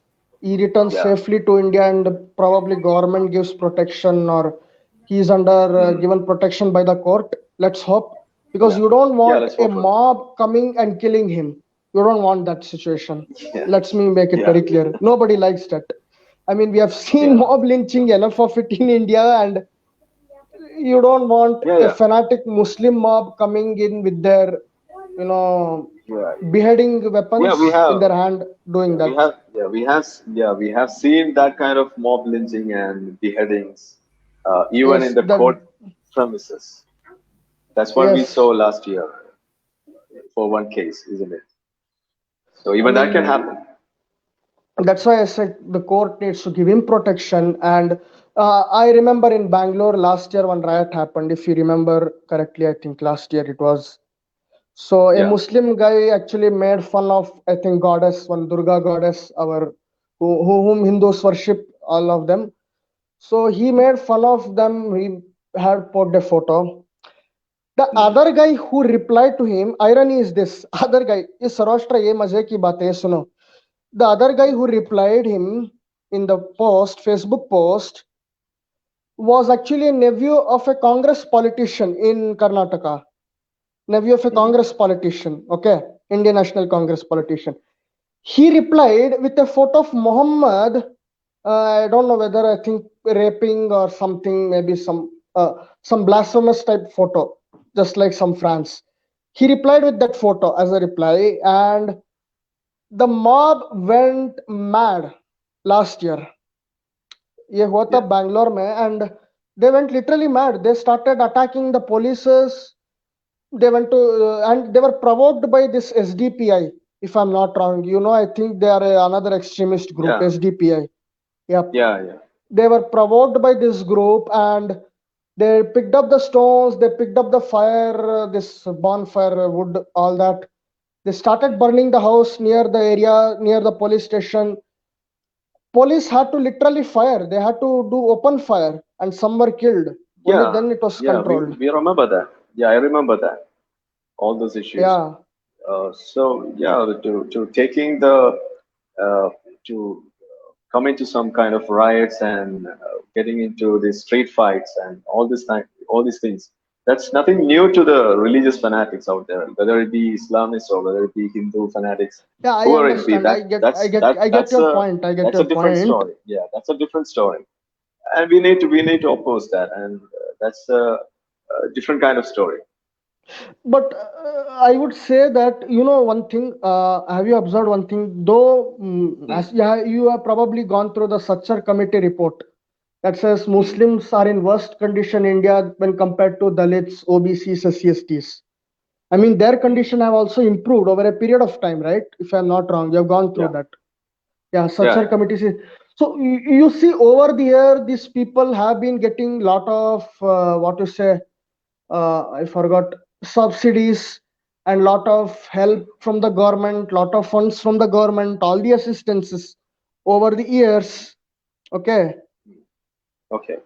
Over the years, but you haven't seen the kind of change we would have expected, at least in this year, among the Muslim community, at least. At least, maybe not in Kerala, but at least in all other states. Overall, I'm saying, say UP, Bihar, West Bengal, maybe in northern part. The general I'm talking about, all over India. Yeah. Okay. Actually, creating a policy and implementing a policy, both are different. Okay. If you make a great policy and if you fail to implement it properly, that's just like a policy that's not made. So maybe the Sachar committee report and the steps taken to implement that, if that's not done in a proper manner, there's no use coming out of it. That's what we are seeing right now. So in some part of the country, it's being implemented in a pretty good manner. That's the reason why we see good change in those places. But if you are not doing that in a proper manner, you don't see the results. It's just like you can see this in any area, whether it be healthcare, whether it be social reforms, whether it be in these kind of social upliftment policies, wherever it be. If the implementation is not done in a manner which is as we are expecting to be, that's not going to be. That's going to work. But part of implementation also lies in the hand of this Muslim organization. Maybe instead of just going with madrasas, they could have just gone with building universities, more universities, good universities, colleges, schools. I don't think they have. I don't think they have built madrasas out of those funds. I don't think that's done. Anyway, I haven't seen such a thing in Kerala at least. So I don't know whether that's done in other parts of the country. So anyway, the main idea of those financial helps and the way that was implemented to bring them up is by giving scholarships and giving other opportunities. So building Mm-hmm. madrasas, I don't think that's a reality. We need to check the facts. Yeah, but I think yeah, okay, maybe not, but I would say it was not utilized. Okay, ultimately, let me be clear. Whatever government goes, it goes into the Muslim community and their Hmm. organization and their leaders. That is the Waqf No, board, no, personal law board. the Doesn't go there. no, no. That's not a reality. We should be clear about that because the funds are the fund is allocated to the end people. That is the people in the Muslim community. Okay, it's not given to any of these associations or the organizations. That's not the reality. But We should be yeah, as clear I about see, that. yeah, okay, fine. But Yeah. overall in India, everybody has been discussing about this that they Uh, just don't do that. They just focus on this religious education rather than the no, secular no, that's not education, a the reality. modern education. That's No, no, okay. no, that's Maybe not a not in reality Kerala, because but overall maybe in North India. So I was just curious as about all if this. that is the case, we need to inquire about that and we need to be clear about that. And if they have done it, they have to question it. And that's Yep. the duty of the Muslim community itself to question it, because the funds are provided for their overall upliftment. It's not for their Yeah. religious upliftment. Okay, Yes. there's no benefit out of this religious upliftment. Even if these funds are utilized just for building madrasas and gaining more knowledge in the Quran or in the Sunnah, there's no use out of it. So if they have utilized all these funds just for building madrasas, then we need to question it, especially the people among the Muslim community. Their duty is to Yep. question I agree that the Kerala being most progressive state in many aspects, it.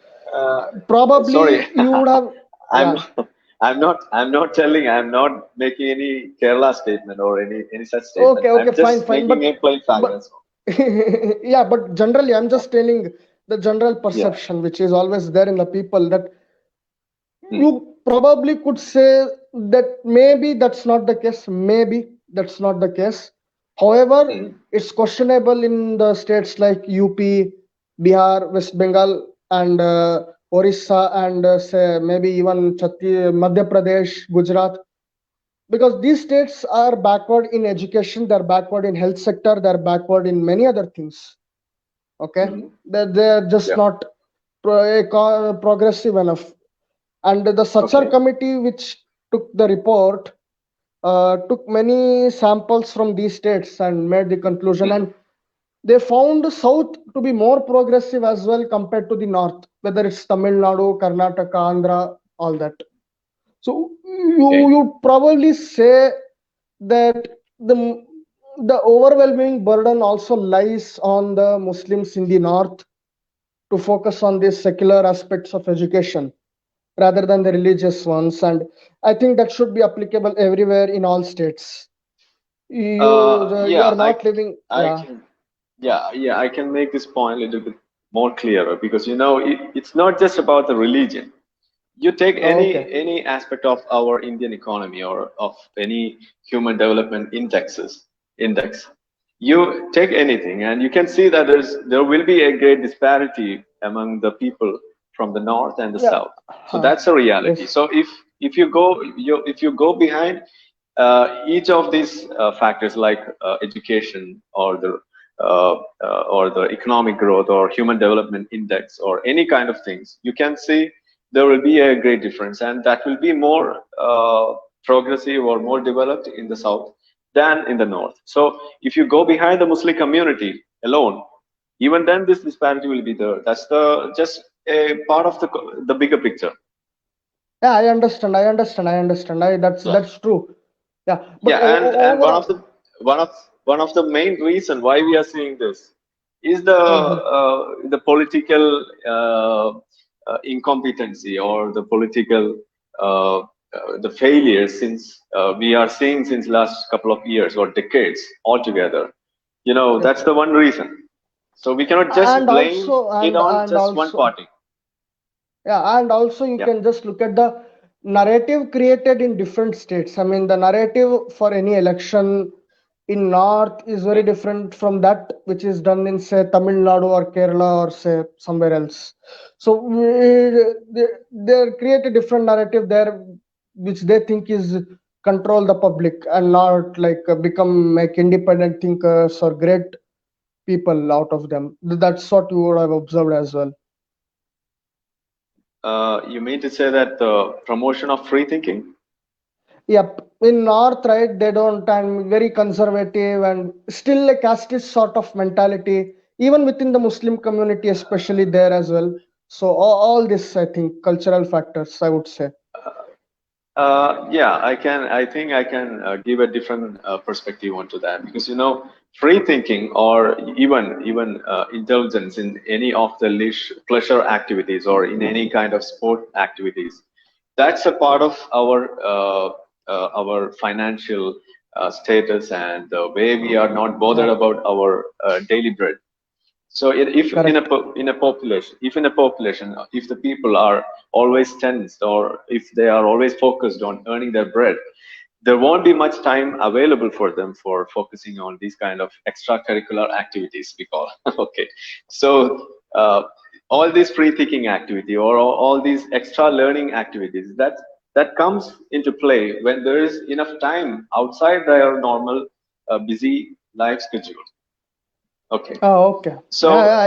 yeah, so Uh, so this is a leisure. mm, This is a leisure okay, that yes, we yes. are enjoying. Okay. That's an excellent point. I mean, that's very Yeah. interesting perspective. I think Yeah. that's worth considering. So then it's obvious that you Yeah. know That's the reason. generally Yeah, the that's the North reason. hasn't focused on. One more Yeah, thing. One more thing. One more thing. Just one point. This is the one reason why we see a greater amount of peace and a calmness among the people of the European countries, especially the Scandinavian countries, where they yes, are yes. least bothered about their social security. They are Yeah, already but in a yeah, secure position. I agree. Yeah, I agree. Yeah. But these days you would have seen there were riots in Sweden, Norway. I think somebody who burned Quran and they went for a cause. I think Yeah, this never happened for a that's long. This yeah, that never I ever understand. happened in Scandinavian countries. Yep. Yeah, yeah. So that's why we are criticizing Islam, because Yes, that yes, that's that's true. yeah, because now we are talking about the COVID coronavirus. Why we are calling it as a virus? Because it's a pathogen which can endanger your life in a serious manner. The same way we are calling Islam is a virus. It can endanger your Yes, life and it can endanger the peaceful existence of a country altogether. yes. And that lady That's whom why. you saw, she's actually in Denmark. Just for the Oh, information. okay. Yeah. Yeah, Yeah. yeah. So I only know this Saurashtra Das. yes. Everybody else is new to me, and I think it's getting too late. So can I take Yeah. leave right now? Yeah. Sure. Your wish. So it's if you could make all these meetings a little bit in a announce, if you could announce it priorly, I can take proper preparation and then I Yeah, can join with you. sure. This is something which I was not aware of all these meetings. Anyway, thanks Yeah, for okay. adding me here. Yeah, sure. Thanks. Okay, thank you, Saurashtra. Hello. Okay, thank you, sir. Thank you, sir. Thank you, Okay, sir. bye. Okay, okay, Okay, thank you. Bye. Okay फिर भी रक्षित एक बात बोलूंगा, ये जो वासिम रिजवी ने जो court पे जो मामला किया था कुरान के ऊपर, सुप्रीम कोर्ट ने उसके ऊपर 50,000 का फाइन लगा दिया। एक बात यहाँ पर सिंपल है, भारत में इस्लामिक फैसिज्म और हिंदुत्व फैसिज्म दोनों एक साथ चल रहा है। क्यों भाई? ये जो 3 तलाक का जो कानून लाया भाजपा गवर्नमेंट ने जोर जबरदस्ती, बहुत लोग इसके प्रोटेस्ट इसके खिलाफ खड़ा हो गया। मैंने जब इसका बट मैं स्टडी समझता की, हूँ 3 तलाक कानून एक तरह से ठीक था, एक तरह से, हालांकि सुनो उसका ना, भी सुनो सुनो पॉलिटिकल एजेंडा सुनो हो। सुनो सुनो सुनो ना, मैंने जब स्टडी की 3 तलाक हम्म कानून के ऊपर, तब मैं एकदम हक्का बक्का रह गया। क्यों? भाजपा ने 3 तलाक कानून को नबी का सही कानून बना दिया भाई। क्यों भाई? क्योंकि इधर जो हल्ला शादी था ना, हल्ला शादी, मतलब पकड़ लो तुम मुस्लिम हो, तुमने खाने में तुम्हारा बीबी ने ज्यादा नमक डाल दिया, तुम बोल दिए तलाक तलाक तलाक, ठीक है, जब तुमको बहुत पछतावा हुआ तो तुम तलाक, क्या हुआ, बीबी को शादी नहीं कर सकते।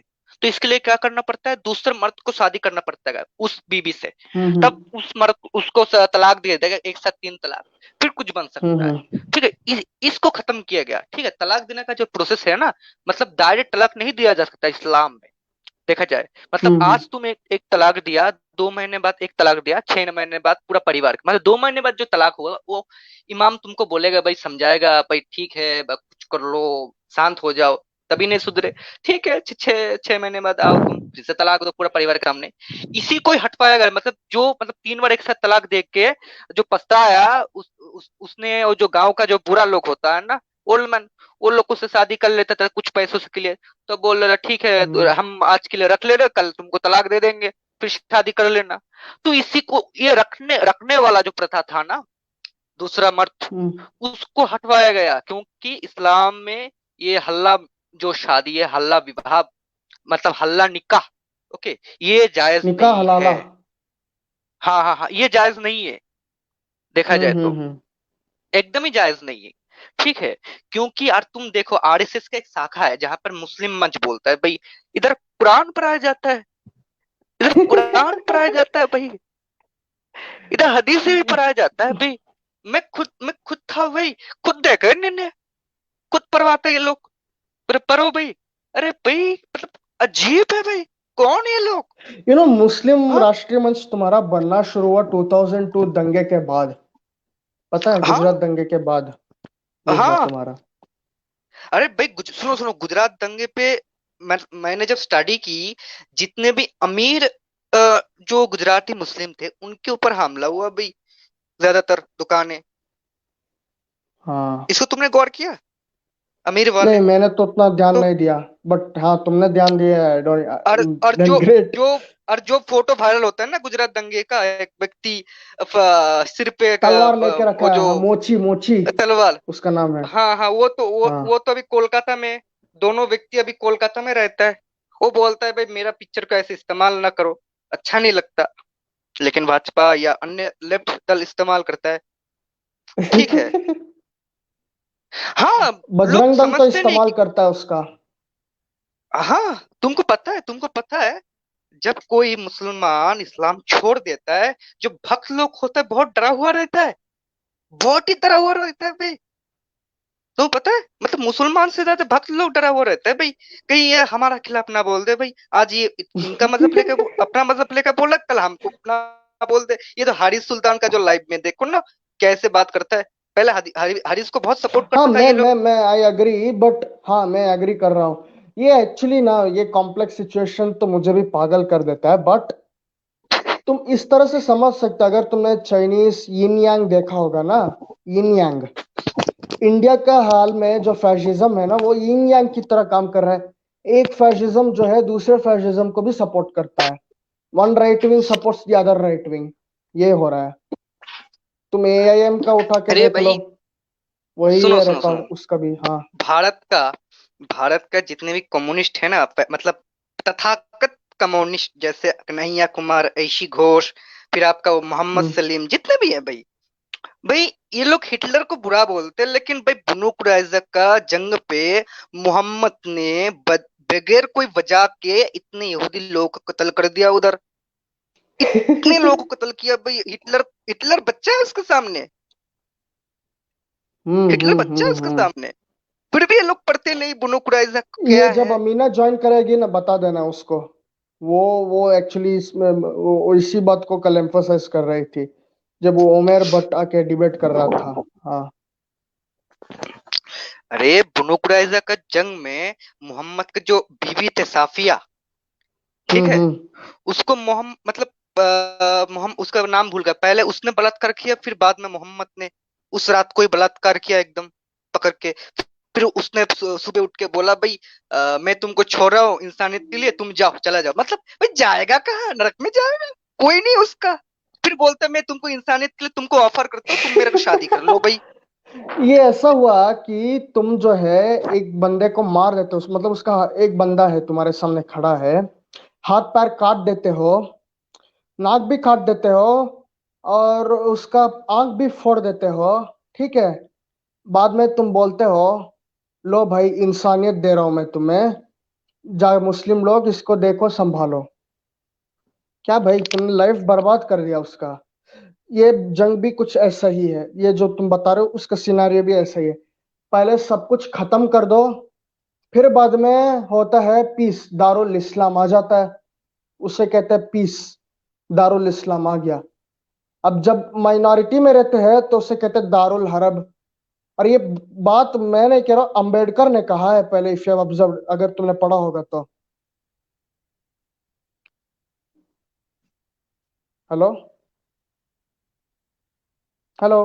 हाँ मैंने पढ़ा है। हाँ, ये बात अंबेडकर ने कहा है। उसका एक बुक है हम्म। पाकिस्तान और पार्टीशन ऑफ इंडिया, वो बुक में उसने लिखा है हाँ इस मैंने, बात को। अरे उस बुक को ज्यादा भक्त लोग इस्तेमाल बहुत करते हैं भाई। भक्त हाँ, लोग बट बहुत इस्तेमाल बाकी वो करता है। ये नहीं बताते annihilation of caste, who were the Shudras, अरे इसके बारे में सुनो कभी सुनो नहीं सुनो बताते वो। सुनो, अंबेडकर ने बोला है, सुनो सुनो, अंबेडकर ने बोला है, अंबेडकर का जो जीवनी जितने भी, उनमें स्टडी करना है, एक मतलब धर्मप्राण ब्राह्मण और एक धर्मप्राण मतलब कट्टर ब्राह्मण और कट्टर मुस्लिम कभी भी इंसानियत के लिए ना अच्छा है, ना भारत के लिए अच्छा है। यस मतलब ये यस, लोग ये भी रहेगा तो करेक्ट है। टुकड़े तो होगा ही, टुकड़े होगा। लेकिन सर ये लेफ्ट वाले क्या दिखाते हैं, नहीं ब्राह्मण बुरा है लेकिन मुसलमान को बुरा बुरा उसको नहीं देखता। अच्छा राइट विंग ने उसको दिखाता है मुसलमान को बुरा है, ब्राह्मण को नहीं बुरा बुला है। मतलब दोनों तरफा को काट के दिखाता है, लोगों को बुरा नहीं दिखाता।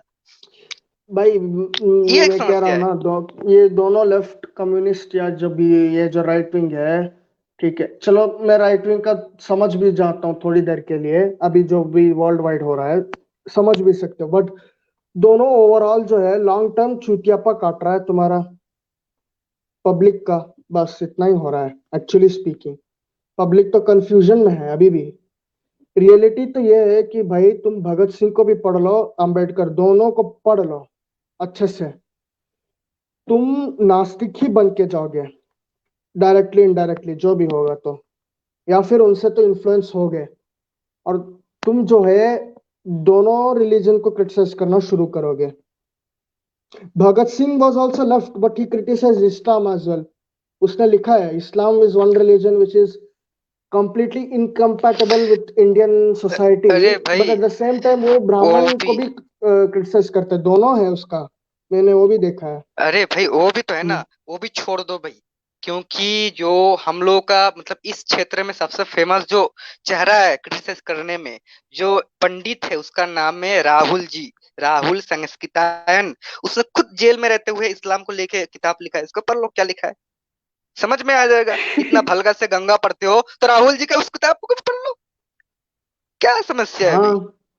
हाँ, वो तो करेक्ट तो है। और वो भी देखो, मजेदार बात देखो, he was a CPM member, communist party India Marxist, उसका मेंबर था वो, हाँ, राहुल संस्कृत्यायन। तो हाँ फिर, तुमको तो कभी तुमको पता सीपीएम है लोग तुम, ना, सीपीएम को क्या हाँ करना चाहिए, पब्लिक में आ जाए, वोल्गा टू गंगा भी बुक उठा भाई लीजिए ये भी पब्लिक में, ब्राह्मणवादी है। और ये बुक भी उठा लीजिए, दोनों को पब्लिक में डाल दो, बोलो कि अरे दोनों बुक पढ़ लो ये भाई। सीपीएम, ये सीपीएम सीपीआई भी ये छुपा ब्राह्मणवादी है भाई, छुप के घात लगा के बात करता है भाई।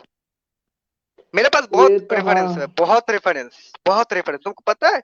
2016 में वेस्ट बंगाल पे सीपीएम ने अपना वोट को बीजेपी को दे दिया भाई। क्यों भाई, क्यों क्यों हमको टीएमसी करवाना है। अरे भाई टीएमसी भी तो छुपा ब्राह्मणवादी है तुम लोगों की तरह, लेकिन बीजेपी तो हट ब्राह्मणवादी है, कट्टर ब्राह्मणवादी है। इसको तो तुम समझो भाई। अरे अरे अरे सोचो, सीपीएम का जो ऐशी घोष है, जो कन्हैया कुमार है, ऐशी घोष अपने हाथों में जो धागा होता है ना, वो तावीज कवच क्या क्या लगा के क्या क्या पढ़ता रहता है। और कन्हैया कुमार तो मंदिर में जाके मट्टा फेंकता है। वो बोलता है, अपने अपने आप को एथिस्ट भी बोला था, अपने आप को नास्तिक भी बोला था शायद। तुम एक चीज अब बताओ बहुत भाई, लोग मेरे को बोलता मंदिर है, में मेरे को मंदिर में बहुत, घंटी, अरे सुनो यार, मंदिर में घंटी बजाने से, तुम कम्युनिस्ट सरकार बनाने से दूर कालीन बिछा रहे हो भाजपा के लिए, ओपन, हम्म ओपन आ रहा है भाजपा सरकार चलाओ। एक्चुअली क्या है ना, मैं बताऊं, ज्यादा अंतर नहीं है, क्यों है मैं बताता हूँ। कम्युनिज्म, तो जो वर्ड कम्युनल कम्युनल कम्युनल लोग बताते रहते हैं ना, कम्युनलिज्म फिर आया कम्युनल, कभी इस पे रिसर्च किए, the word communal comes from commune, Paris commune, वहां से आया है तुम्हारा वर्ड कम्यून, मतलब कम्युनिटी। ठीक है, तो होता यस यस है यस। दो प्रकार। दो, जो कम्युनिटी है वो किस ऑर्गेनाइजेशन पर डिपेंड करता है। एक तो वर्कर कम्युनिटी हो सकता है, इकोनॉमिक। दूसरा है कल्चरल कम्युनिटी। दोनों ही कम्युनिटी बात कर रहा है, but BJP cultural community as an entity बात कर रहा है, Brahmin culture community. CPI yes CPM जो है worker worker community, but head कौन होगा उसका, ब्राह्मण होगा, ये बात कर रहा है। देख रहे हो हाँ ना, कम्युनिटी कम्युनिटी। इसलिए हाँ। जाके, इसलिए तुम ऑब्जर्व करो कि जो बंदा कम्युनिस्ट परिवार में भी पैदा होता है वो भाजपा को वोट दे सकता है, और जो बंदा भाजपा अरे परिवार में भाई, पैदा होता है वो कम्युनिस्ट को भी वोट दे सकता है। तुम्हारा हाँ परिवार एक पता है मेरे को। एग्जाम्पल, और तुमको एक और पता है, एग्जाम्पल है राकेश सिन्हा का, बंगाल का वो भी। बंगाल का एक फेमस व्यक्ति है जिसका नाम है ऋतिक घटक। ठीक है, इज द हम्म मतलब वर्ल्ड फेमस। उनका एक छोटा शॉर्ट फिल्म टाइप का भी है नाटक, अमर लेलिन, मतलब मेरा लेलिन बोल के उनका सबसे फेमस एक शॉर्ट फिल्म टाइप का है। इज तुम उसको फिल्म मेकर भी बोल सकते हो, चित्रग्राहक भी बोल सकते हो उनको। वो स्वतंत्र का समय का दौर का था। तो उन्होंने भारत का वामपंथी लोगों को गाली दिया है। ठीक है, बहुत डेंजर तरीके से गाली दिया है। इसका कारण भी है, क्योंकि इन लोगों का जो हालत है ना, बहुत बुरा है, बहुत बुरा। क्योंकि मरियम नवाज़ को तुम तो जानती ही होगा, ईरान का कम्युनिस्ट पार्टी का है यार, एक्स मुस्लिम, लंदन नॉर्थ। उन्होंने खुद बोला है भारत के जितने भी वामपंथी है ना, ये असल में दानपंथी है, दक्षिणपंथी है। ये वामपंथ नहीं है, ये कम्युनिज्म पे यकीन करने वाला नहीं है, क्योंकि ये लोग इस्लामिक फैसिज्म को सपोर्ट करता है। मैंने एक पोस्ट किया था, मैंने बोला है ये तस्लीम नसरीन जो है ये हिंदुत्व फैसिज्म को सपोर्ट करता है और इस्लामिक फैसिज्म को लेकर क्रिटिसाइज करता है। वैसे अरुंधति रॉय इस्लामिक फैसिज्म को सपोर्ट करता है और हिंदुत्व फैसिज्म को क्रिटिसाइज, मतलब उसको पॉइंट लेकर टू प्रोटेस्ट बी करता है। ये नोटेड, खराब है। पॉइंट टू बी ये दोनों नोटेड, लड़की यस। बहुत डेंजर है, दोनों लड़की मैं बहुत तो, डेंजर है। भाई पब्लिक है ना, हमको चाहिए रोड पे उतरे, पब्लिक को बताए, दोनों का चेहरा उठाओ, जलाओ, बस। और एक बात बोल मैं देता हूँ, तो जो फारूक कहता भाई था ना बेंगलुरु का, जिसका हाँ कत्ल हो गया हाँ। भाई, ये फारूक एक मुस्लिम। हम्म वो कतई हम्म तस्लीम नसरीन को और ये अरुंधति रॉय को पसंद नहीं करते थे, क्योंकि इन लोगों का जो सपोर्ट थे ना, ये दो तरफा हम्म। अपना फॉलोअर के लिए। तस्लीम नसरीन हिंदू Yeah, फॉलोअर देखता है और definitely. That's Arundhati Roy true. Muslim follower That's देखता है। exactly लेकिन true. फारूक भाई का जब हत्या हुआ, तब किसी ने उतना मतलब प्रोटेस्ट नहीं किया भाई, किसी ने। क्यों? क्योंकि फारूक भाई एकदम बोलता था मुंह के ऊपर बोलता था, वो चाहे लेफ्ट हो राइट हो। फारूक भाई एकदम करेक्ट बोलता था, मेरे मतलब मेरा समझ में आता है, ऐसे क्योंकि लोग मैंने अगर फारूक भाई इंडिया में ज्यादा हो जाए ना, ऐसे लोग हम्म। हो जाए, then only you can tell India is really on अरे the भाई, verge of इसलिए तुम change. देखो ना, Kerala is a Kerala the hmm communist state. अभी जो ये पकड़ा गया, ये अब्दुल भाई जो पकड़ा गया, ये तो केरल से ही है, केरल का सिटीजन है। तो केरल यस यस। गवर्नमेंट क्यों नहीं काम कर रहा है? क्योंकि केरल वही तो गवर्नमेंट मैं जो है बता ना, रहा हूँ, ये इलेक्शन भी। है ना, इलेक्शन का इनको डर है कि भाई इनका सपोर्ट चला जाएगा। वो भी तो डर है इनको, अरे फ्यूचर भाई, के सुनो लिए। सुनो सुनो, मैं एक न्यूज दे देता हूँ, बहुत लोगों को नहीं पता। केरल गवर्नमेंट ने ऑफिशियली बोल के रखा है, कोई दलित या अन्य जाति का या आदिवासी पिछड़ा वर्ग, वो क्रिश्चियन मजहब को अपना ले, धर्म को अपना ले, तो उसको फ्री हेल्थ, फ्री एजुकेशन, पैसा भी दिया जाएगा। गजब है भाई, है, गजब है। चाहो तो सर्च करके देख सकते हो भाई, गजब है अच्छा, भाई। मुझे नहीं पता था, मैं अब बाद में देख लूंगा। बट ये तो इंटरेस्टिंग बात है कि भाई आप क्रिश्चियन ओ, को भी अपीस कर रहे हो ओपी यहाँ पे। स्टेट गवर्नमेंट का वो भी स्टेट गवर्नमेंट का वेबसाइट से देखा जाए तो, मतलब क्या भाई, आलू बेच रहे हो भाई, ऐसा लगता है। 2 किलो मतलब में एक एक केजी बंदे को फ्री। एक बोतल से उठा के तुम दूसरे बोतल में डाल रहे हो भाई, बस इतना ही हो रहा है। वो तो 2 केजी आलू में 1 केजी गंदा आलू फ्री। ठीक है, सड़ा हुआ आलू फ्री। ये नहीं, तो एक्चुअली ना तो पब्लिक में। क्रिश्चियनिटी, सुनो सुनो, वो जब दलित, जब क्रिश्चियनिटी जब कबूल कर लेगा, तब वो चैप्टर सैमुअल का चैप्टर किताब 1 15 का 3 पढ़ेगा, कैसे मारना है उसको, जाओ उसके जितने भी बच्चे, जितने भी ऊँटे हैं, जितनी भी महिला, उसको मार डालो, हत्या कर दो, किल देम। ये पढ़ेगा भाई, वो हत्या करेगा, टेररिस्ट बनेगा, बन सकता है भाई, बाइबल में लिखा है। तुम्हारा क्रूसेडर क्या था भाई? अच्छा चलो, क्रूसेडर का एक एडवांटेज था कि उन्होंने इस्लाम को कॉन्कर करने नहीं दिया यूरोप, एक एडवांटेज चलो मैं दे भी देता हूँ क्रेडिट थोड़ा बहुत। बट उसके अलावा ये अपने क्रिश्चियन कंट्री में मुस्लिम्स को छोड़ के चलो, ठीक है, उन्होंने कितने यस, हेरेसी के नाम पे कितने को मारा भाई। तुम्हारा खतार हेरेसी था, बहुत। बोगोमिल हेरेसी था, स्पेनिश इंक्विजिशन था, और जियो पिको नाम का एक फिलोसोफर, उसको मारा तुमने, गैलीलियो को मारा, ब्रूनो को मारा तुमने, वो भाई वो निकोलस भी छोड़ कॉपरनिकस दो, को मारा, कितने को मारा भाई। वो भी छोड़ दो भाई, सिर्फ कोलंबस का जीवनी पढ़ लो भाई, गजब हो जाएगा भाई। अच्छा, सिर्फ कोलंबस ये का। तुमने पढ़ लिया मतलब? अरे भाई कोलंबस मतलब बहुत ही डेंजर आदमी था। ठीक है, जो ओ अमेरिका का जो जितने ट्रैवल थे उसको पकड़ पकड़ के स्लेब बनाता था, वहां पर हाँ यूरोप में हाँ हाँ, जाके बेचता था, उसको हत्या ये भी कर उसी डालता ने था। शुरू किया। एंड इनफैक्ट मैं बताऊं, अमेरिका के जो नेटिव जितना आज मरा है ना, वो यूरोपियन डिजीजेस के वजह से मरे। इसने जितने यूरोपियंस को ला के वहां पे किया ना, वो स्लेव ट्रेड बनाया, उनके साथ मिल घुलना, उसकी वजह से मरा है, उनसे यूरोपियन डिजीजेस बढ़े और वो मर गए, क्योंकि उनको तो इम्यूनिटी नहीं था नेटिव अमेरिकन को उसके खिलाफ। ठीक है, तो तब भयंकर हाल था। एंड यही बंदा था जिसने शुरू किया ब्लैक स्लेव ट्रेड भी, आइडिया भी दिया फ्रांस और ब्रिटेन को बाद में, इसकी वजह से। बाद में हम्म। फ्रांस, ब्रिटेन, पोर्चुगल ने उसे कॉपी किया और बाद में किया, बस।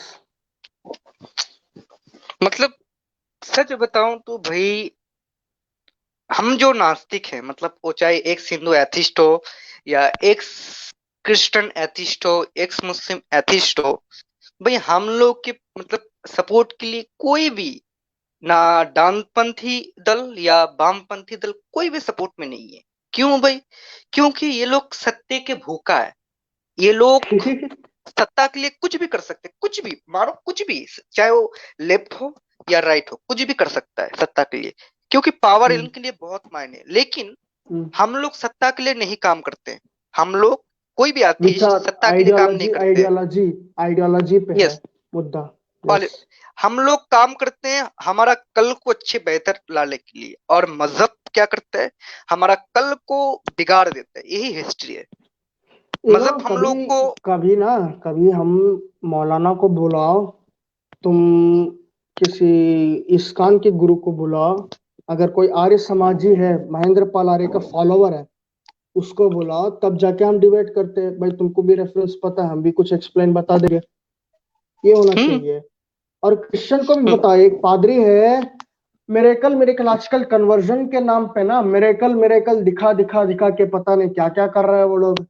हाँ, क्या है ये छोड़ो भाई। मिरेकल? भाई मतलब सुनो। क्या है? वो औरत जो है पागल जैसी नाटक कर रहा है, एक फादर जो है हाथ में बाइबल रखता है, कुछ बोलता है, हाथ रख देता है, ठीक हो जाते, क्या सुनो, है ये मेरा नाटक? मेरा मेरा एक शौक है, मतलब जिंदा रहूं या ना रहूं, एक ही प्लेटफॉर्म में, एक ही लाइफ में, मैं क्रिश्चियन लोगों को चाहता हूँ, कट्टर क्रिश्चियन भी आ जाए, कट्टर हिंदू भी आ जाए, आर्य समाजी आ जाए, कट्टर मुस्लिम भी आ जाए। भाई तुम तीनों से डिबेट करूंगा, माँ कसम। तुम तीनों एक साथ मेरे खिलाफ होगा, ये मेरा गारंटी है। तुम तीनों मेरे साथ एक खिलाफ होगा, तुम तीनों दोस्त बन जाओगे एकदम। क्यों? हम्म। क्योंकि बोलेगा हिंदू मुस्लिम क्रिश्चियन भाई भाई, नास्तिक जो लोग है इनका सर चाहिए, मतलब इन लोग को कत्ल कर दो भाई, नास्तिक लोग, क्योंकि ये तुम्हारा सोच है।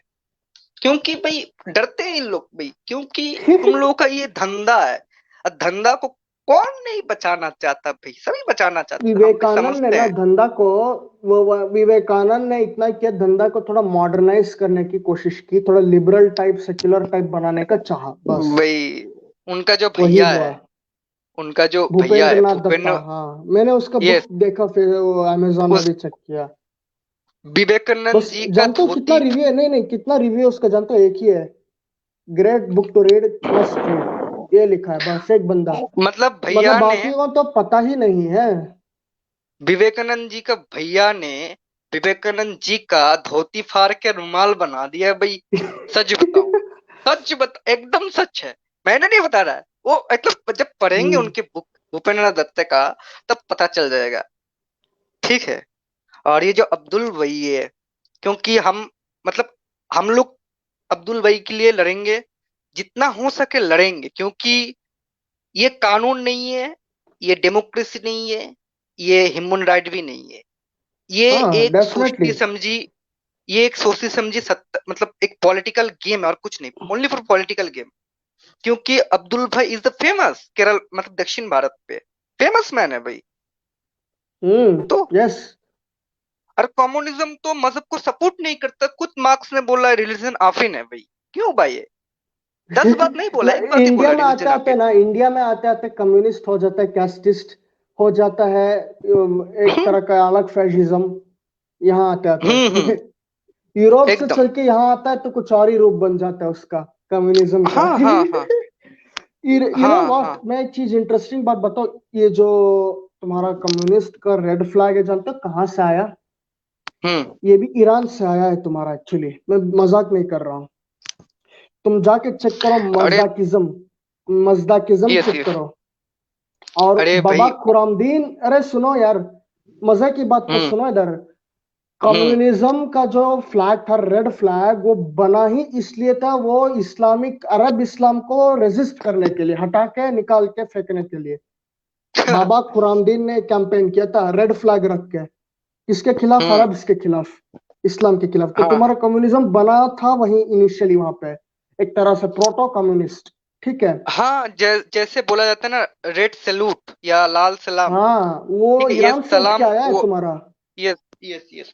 और ये भी छोड़ दो भाई, मोहम्मद के बारे में कमरेड आली दस्ती ने, मतलब ईरान का लेखक, वर्ल्ड फेमस, उन्होंने किताब भी लिख दी है, नबी मोहम्मद 23 इयर्स। पढ़ लियो भाई कैसे था आपका मोहम्मद। क्योंकि कन्हैया कुमार एक कहानी सुनाते हैं। क्या कहानी? एक यहूदी औरत थी जो मोहम्मद के रास्ते पे कांटे बिछा देती थी, तो मोहम्मद बहुत को दुख होता था उस रास्ते से चलने से। तो एक कभी दिन मोहम्मद हमें ने ना, देखा। हमें, हाँ हाँ, ये कहानी मैंने ध्रुव राठी के चैनल में, वली रहमानी जो आया था वो कह रहा था, जब बैंगलोर राइट हुए थे तब कह रहा था वो, मुस्लिम को संदेश देने के लिए ये बात कह रहा था वो वली रहमानी।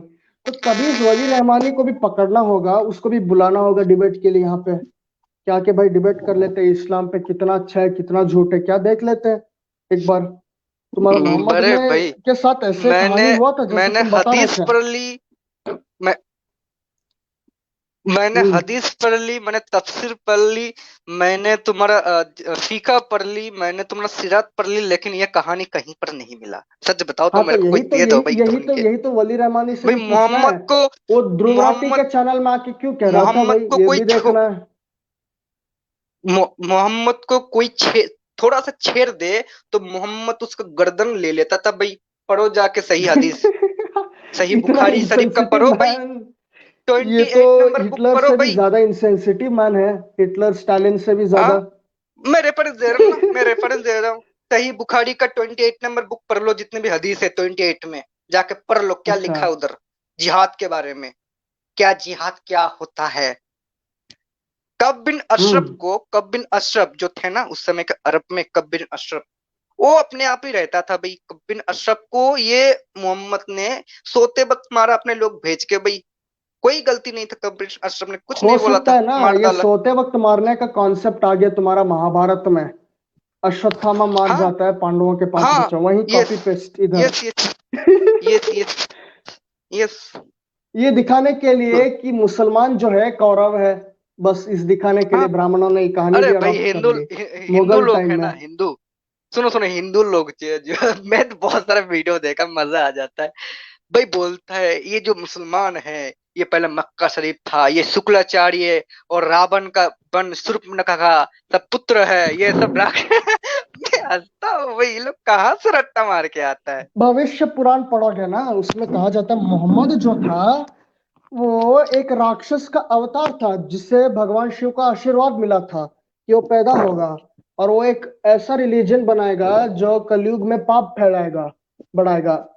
और उसको राजा बलि का भी, महाराज बलि जो है, वामन अवतार स्टोरी में आता है, उसका भी आशीर्वाद है भाई उससे। ये मैंने बताया जाता है भविष्य पुराण में कहानियां, मैंने भविष्य पुराण पढ़ा है, उसमें संडे मंडे ट्यूसडे भी लिखा हुआ है। अंग्रेजी में। बोलो अंग्रेजी में। तो अब मेरे को तुम बोलो बताओ भाई। भाई, संडे मंडे ट्यूसडे यहाँ इंडिया में लिखना कब शुरू हुआ? भाई वो भी अच्छा है, सुनो सुनो सुनो सुनो, वो भी अच्छा है, सुनो सुनो सुनो, वो भी अच्छा है, संडे मंडे ट्यूसडे लिख दिया यही, लेकिन लिखा नहीं twinkle twinkle little star how are under water are, ये नहीं लिखा भाई, बच गया भाई, बच गया। ठीक है। हाँ। क्योंकि सैंक्टिटी भी तो बचा नहीं है स्क्रिप्चर की, वरना वैलिडिटी क्या रह जाता है भविष्य पुराण का? पुराण में से पी हटा अरे दो, क्यों डाल दो, कुरान हो जाएगा भाई। अरे भाई मैं मतलब मैं जब किसी भी मजहब के लोग के अरे भाई मैं जब किसी भी मजहब को लेकर जब स्टडी करता हूँ, बहुत गौर से स्टडी करता हूँ अपने मतलब जितने भी लैंग्वेज में पढ़ के, हंसी आ जाती है बस लास्ट मोमेंट पे। पर क्या पढ़ा मैंने, क्या समझा मैंने। हंसी आ जाता है, तो मैं शेयर कर देता हूँ, मैं शेयर कर देता हूँ इसलिए। ठीक है। तो मेरे मेरे ऊपर 2 बार ब्लास्फेमी लॉ लगते लगते बच गया। मैंने बोला देखिए सर, मैंने तो इस बुक से बोला है, इस बुक पे ही लिखा है, चेक कर लीजिए, ये तो मेरा दावा नहीं है, आप मेरे ऊपर कॉपीराइट क्लेम भी नहीं कर सकते, क्यों मैं इस बुक को नहीं बेच रहा हूँ इसका यस प्रिंट करके। यस तो यस। मेरे ऊपर कैसे केस हो सकता है? Only for the freedom of speech, only for freedom of speech. अभी देखो मेरे ऊपर कोई ब्लास्फेमी का केस नहीं लगा पा रहे ये हिंदू और मोमिन लोग, छागल लोग। तो क्या करने की कोशिश कर रहे, मेरे को मारने की कोशिश कर रहे हैं। अभी हिंदू मुस्लिम एक हो गया, बाहर एक ग्रुप खुला, व्हाट्सएप ग्रुप, तो मेरे बारे में चैटिंग चल रहा है, ये कहाँ रहता है, क्या करता है, क्या लाभ लाभ। भाई आ जाओ भाई, कोलकाता में आ जाओ, बैठा हुआ आ जाओ। कितनों को मारोगे हम्म। भाई, कितनों को मारोगे भाई? मतलब भाई तुम पावरफुल है, भगवान पावरफुल है, अल्लाह पावरफुल है भाई। लगता तो है भाई तुम अल्लाह से, भगवान से ज्यादा पावरफुल हो भाई। हाँ। आई होप कि तुम्हारा लाइव जो है ज्यादा से ज्यादा लोग देखे भाई, मैं कमेंट्स भी देख रहा हूँ, बहुत कम लोग देख रहे हैं। अरे भाई क्योंकि रात में ज्यादातर देखा मतलब बहुत लोग कम होता है, लेकिन मैं पेज से करूंगा ना तो पेज से बहुत लोग आ जाता है। अभी देखो मेरा हाँ। आईडी पे भी बहुत सारा रिपोर्ट हो चुका है, तो रीच कम हो गया है। ठीक है, रीच कम हो गया है, यस तो यस। चलो मेरा कोई समस्या नहीं। मैं धीरे धीरे मैं यूट्यूब में जाऊंगा, तो तब देखा जाएगा। क्योंकि भाई हारिस सुल्तान की भी रिपोर्ट, मोस्ट रिपोर्ट होगा, उनका जो ज्वाइनिंग बटन था उसको भी हटवा दिया भाई भक्त लोगों ने और मोमिन लोगों ने। ठीक है। चलो वहां पे क्या कर हिंदू सकते हैं बोलो। मुस्लिम भाई भाई बन गए। हाँ हिंदू मुस्लिम भाई बन गया भाई ना। वहां बन गए। हाँ हाँ। मतलब धार्मिक धार्मिक दोस्त है, अब धार्मिक धार्मिक शत्रु है, मतलब एक समय के लिए। ठीक है, और कुछ नहीं। हम्म। क्योंकि दोनों ही यू बिलीवर नो। है, हर हम नॉन बिलीवर पर्सन है। तो बोल देगा भाई ये तो मानता नहीं खुदा को, चल तू भी मानता खुदा को, मैं भी मानता हूँ, तो पहले इसको लिपटाते, फिर हम दोनों लिपट लेंगे अपने अपने रास्ते। तो चलो लिपट लेते हैं नास्तिक लोगों के साथ। तो इनको पता ओरिजिनल आइडिया क्या है, कौन सबसे ज्यादा थ्रेटनिंग है। इसका मतलब तो यही हुआ, हम्म इंडिया का तुम्हारा ओरिजिनल आइडिया वही है जो अंबेडकर का है। और क्या है तुम्हारे पास? Actually he hmm. Is the one who gave you the vision.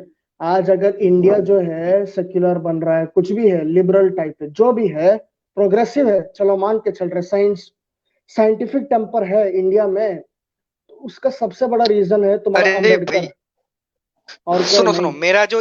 मेरा जो ये लाइव करने का जो मकसद था, ये मतलब ये जो वारदात हुई है भाई अब्दुल भाई के साथ, ये दक्षिण भारत हाँ। तक ही सीमित है, तमिल मलयालम तेलुगु में ही सीमित है, सच बताऊं तो। हम्म लेकिन हम्म। हिंदी और बंगाली जितने भी मतलब साइड में आता है, वेस्ट बंगाल के बाद असम त्रिपुरा मिजोरम, इन लोग को पता ही नहीं ऐसा कुछ होता है।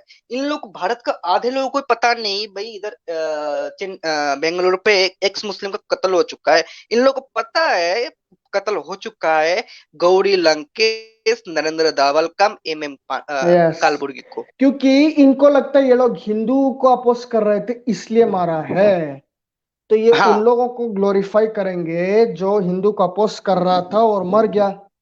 अब जब हम्म। खुद इनको अपोज करके जो मार रहा मर गया, उसको कभी पूछेंगे भी नहीं, क्यों नहीं पूछेंगे भाई? तो ये होता है इंटॉलरेंस, जैसे हिंदू गौरी अरे लंकेश और मैं जब नरेंद्र दाभोलकर को नहीं पूछता है, वैसे ही।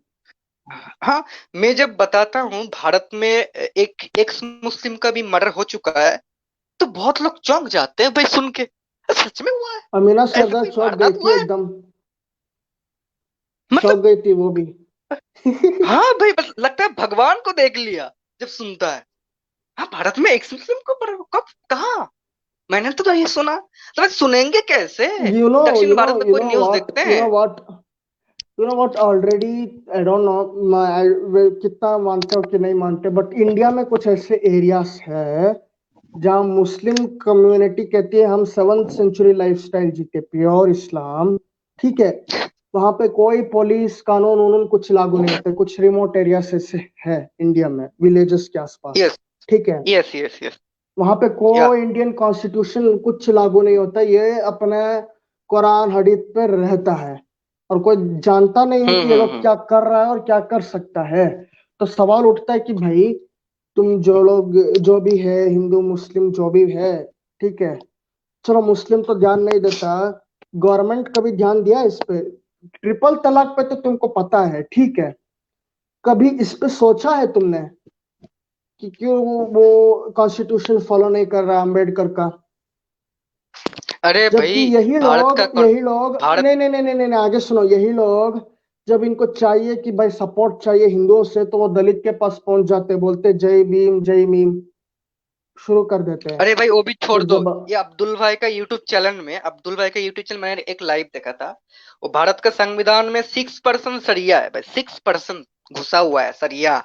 मनुस्मृति नहीं है, उसको हटवाया गया, लेकिन 6% सरिया है। क्योंकि मुसलमान लोगों ने आरक्षण नहीं ली, बहुत कुछ नहीं लिया। उन्होंने बोला भाई हमको ये इस्लाम का ये चाहिए। तो आज ये मुसलमान का हालत दलित लोगों से भी खराब है। क्यों भाई? क्योंकि इन लोग का जो इस कानून की वजह जो से ही मुल्ला खराब है, था, और कुछ नहीं। इन लोग का बड़ा बड़ा जो छागल था ना, दाढ़ी वाले, इन लोगों ने बोला भाई हमको नबी का सब कुछ चाहिए। तो चो लाओ, तो ला लिया। तो काहे मिला? कुछ मिला? मुस्लिम लोग को कुछ नहीं मिला। फिर भी ये आज लोग तक बोलता नहीं है भाई मिला, आज हमको तक। कुछ नहीं देता। देखो भाई, अब एपीजे अब्दुल कलाम एक बहुत बड़े साइंटिस्ट हुए, डिफेंस रिसर्च हम्म। बहुत डेवलप किया। उसके अलावा शायद अभी यस, रिसेंटली एक था, वो भी तुम्हारा जामिया मिलिया से एक यूनिवर्सिटी प्रोफेसर, केमिस्ट्री का, बस। यस, उसके यस। अलावा कितने अच्छे साइंटिस्ट क्वालिटी बनाए भाई, तुम्हारे कम्युनिटी से कितने हाँ, लोग पढ़ लिख के साइंटिस्ट बने, डॉक्टर बने, अच्छे क्वालिटी डॉक्टर अरे भाई, इंजीनियर। हाँ, वो जो सलमान हिंदू का रुश्दी थे देखो ना, तुम अपना देखो, दोनों का देखना है, हाँ। सलमान रुश्दी, हम्म सलमान रुश्दी, हम्म ठीक है, तो हम्म बहुत हम्म मुसलमान बोल देते Salman Rushdie is the best man. लेकिन उसको पता नहीं सलमान रुश्दी ने सैटेनिक वर्ड्स बोल के कुछ किताब लिखा है, जो इंडिया गवर्नमेंट ने, राजीव गांधी ने बैन कर दिया था भाई। राजीव इनको गांधी ये ने नहीं पता। राजीव ठीक गांधी है। जो था भाई, वो खुद भी बहुत कंफ्यूज्ड आदमी था मेरे हिसाब से। ठीक है, अच्छा प्राइम मिनिस्टर हो सकता है, बट कंफ्यूज प्राइम मिनिस्टर था वो। उसको भाई मेरे पॉलिटिकल को तो मोदी जी कैपेबिलिटी उसमें वो नहीं था जो संजय गांधी में था भाई। इतना तो मानना पड़ा कि उसका जो बड़ा भाई था संजय गांधी, उसमें हम्म। पॉलिटिकल एक्यूमेन बड़ा कूट कूट कर था भाई। उसमें दम तो था। कौन था? संजय गांधी, ठीक है। यस, मरा नहीं होता तो प्राइम मिनिस्टर भी यस। बन जाता, और पता नहीं क्या होता, आई डोंट नो क्या करता, बट ओके। जो भी हो, ठीक है। राजीव गांधी जो था वो सॉफ्ट था, और उसे पता नहीं था पॉलिटिक्स का इतना। इनफैक्ट वो अपना मदर की तरह भी नहीं सोचता था। उसकी माँ जो थी इंदिरा गांधी, उसकी तरह भी नहीं सोचता था पॉलिटिक्स में। ये भी था, ये देखना है। सच बताऊं तो एक बात बोलना चाहूंगी लाइव खत्म करने से पहले। सोनिया हाँ। गांधी भारत का पीएम होती, मतलब ये आपका मनमोहन सिंह जी के जगह पे, तो भारत आज बहुत आगे बढ़ चुका होता। देखा जाए तो बहुत आगे बढ़ चुका होता। हम्म। ठीक है, मैं खराब नहीं बोल रहा, मनमोहन सिंह को मैं खराब नहीं बोल रहा हूँ। उनके आई नाम पे अंडरस्टैंड, आई ऑक्सफोर्ड पे understand, I understand, scholarship scholarship निकलता है, मैं मानता हूँ। लेकिन वो बेस्ट इकोनॉमर भी है। लेकिन वो पॉलिटिक्स को ठीक से नहीं समझते। वो यस इकोनॉमी को यस। बहुत अच्छी तरीके से समझते हैं। लेकिन Sonia Gandhi is the best politician, मैं समझता हूँ। क्योंकि उनको भी मतलब होना नहीं दिया गया, क्योंकि भाई उस समय में आरएसएस लोग वही बहुत डेंजर में हालत में था। इन लोग मार ही डालता भाई, एकदम। हम्म। ये तो करेक्ट है। तो चलो आज के लिए इतना ही, फिर से लाइव में यस आऊंगा यस तुम्हारे यस साथ कभी। Yes yes. अगले में ना मंदिर के बारे में डिस्कस करते हैं, कितना साइंस कितना साइंस नहीं। ठीक है, ओके मंदिर ओके में ओके। बोला जा रहा है बहुत साइंस है, बहुत साइंस, चलो इस पे भी डिस्कस कर लेते हैं आजकल। ठीक है, हाँ मेरा वो जो पेज है एक सिंधु एथिस्ट, उसमें करेंगे। हाँ हाँ ठीक है, हाँ हाँ हाँ, ओके चलो okay. Bye, bye. Good night. Good night.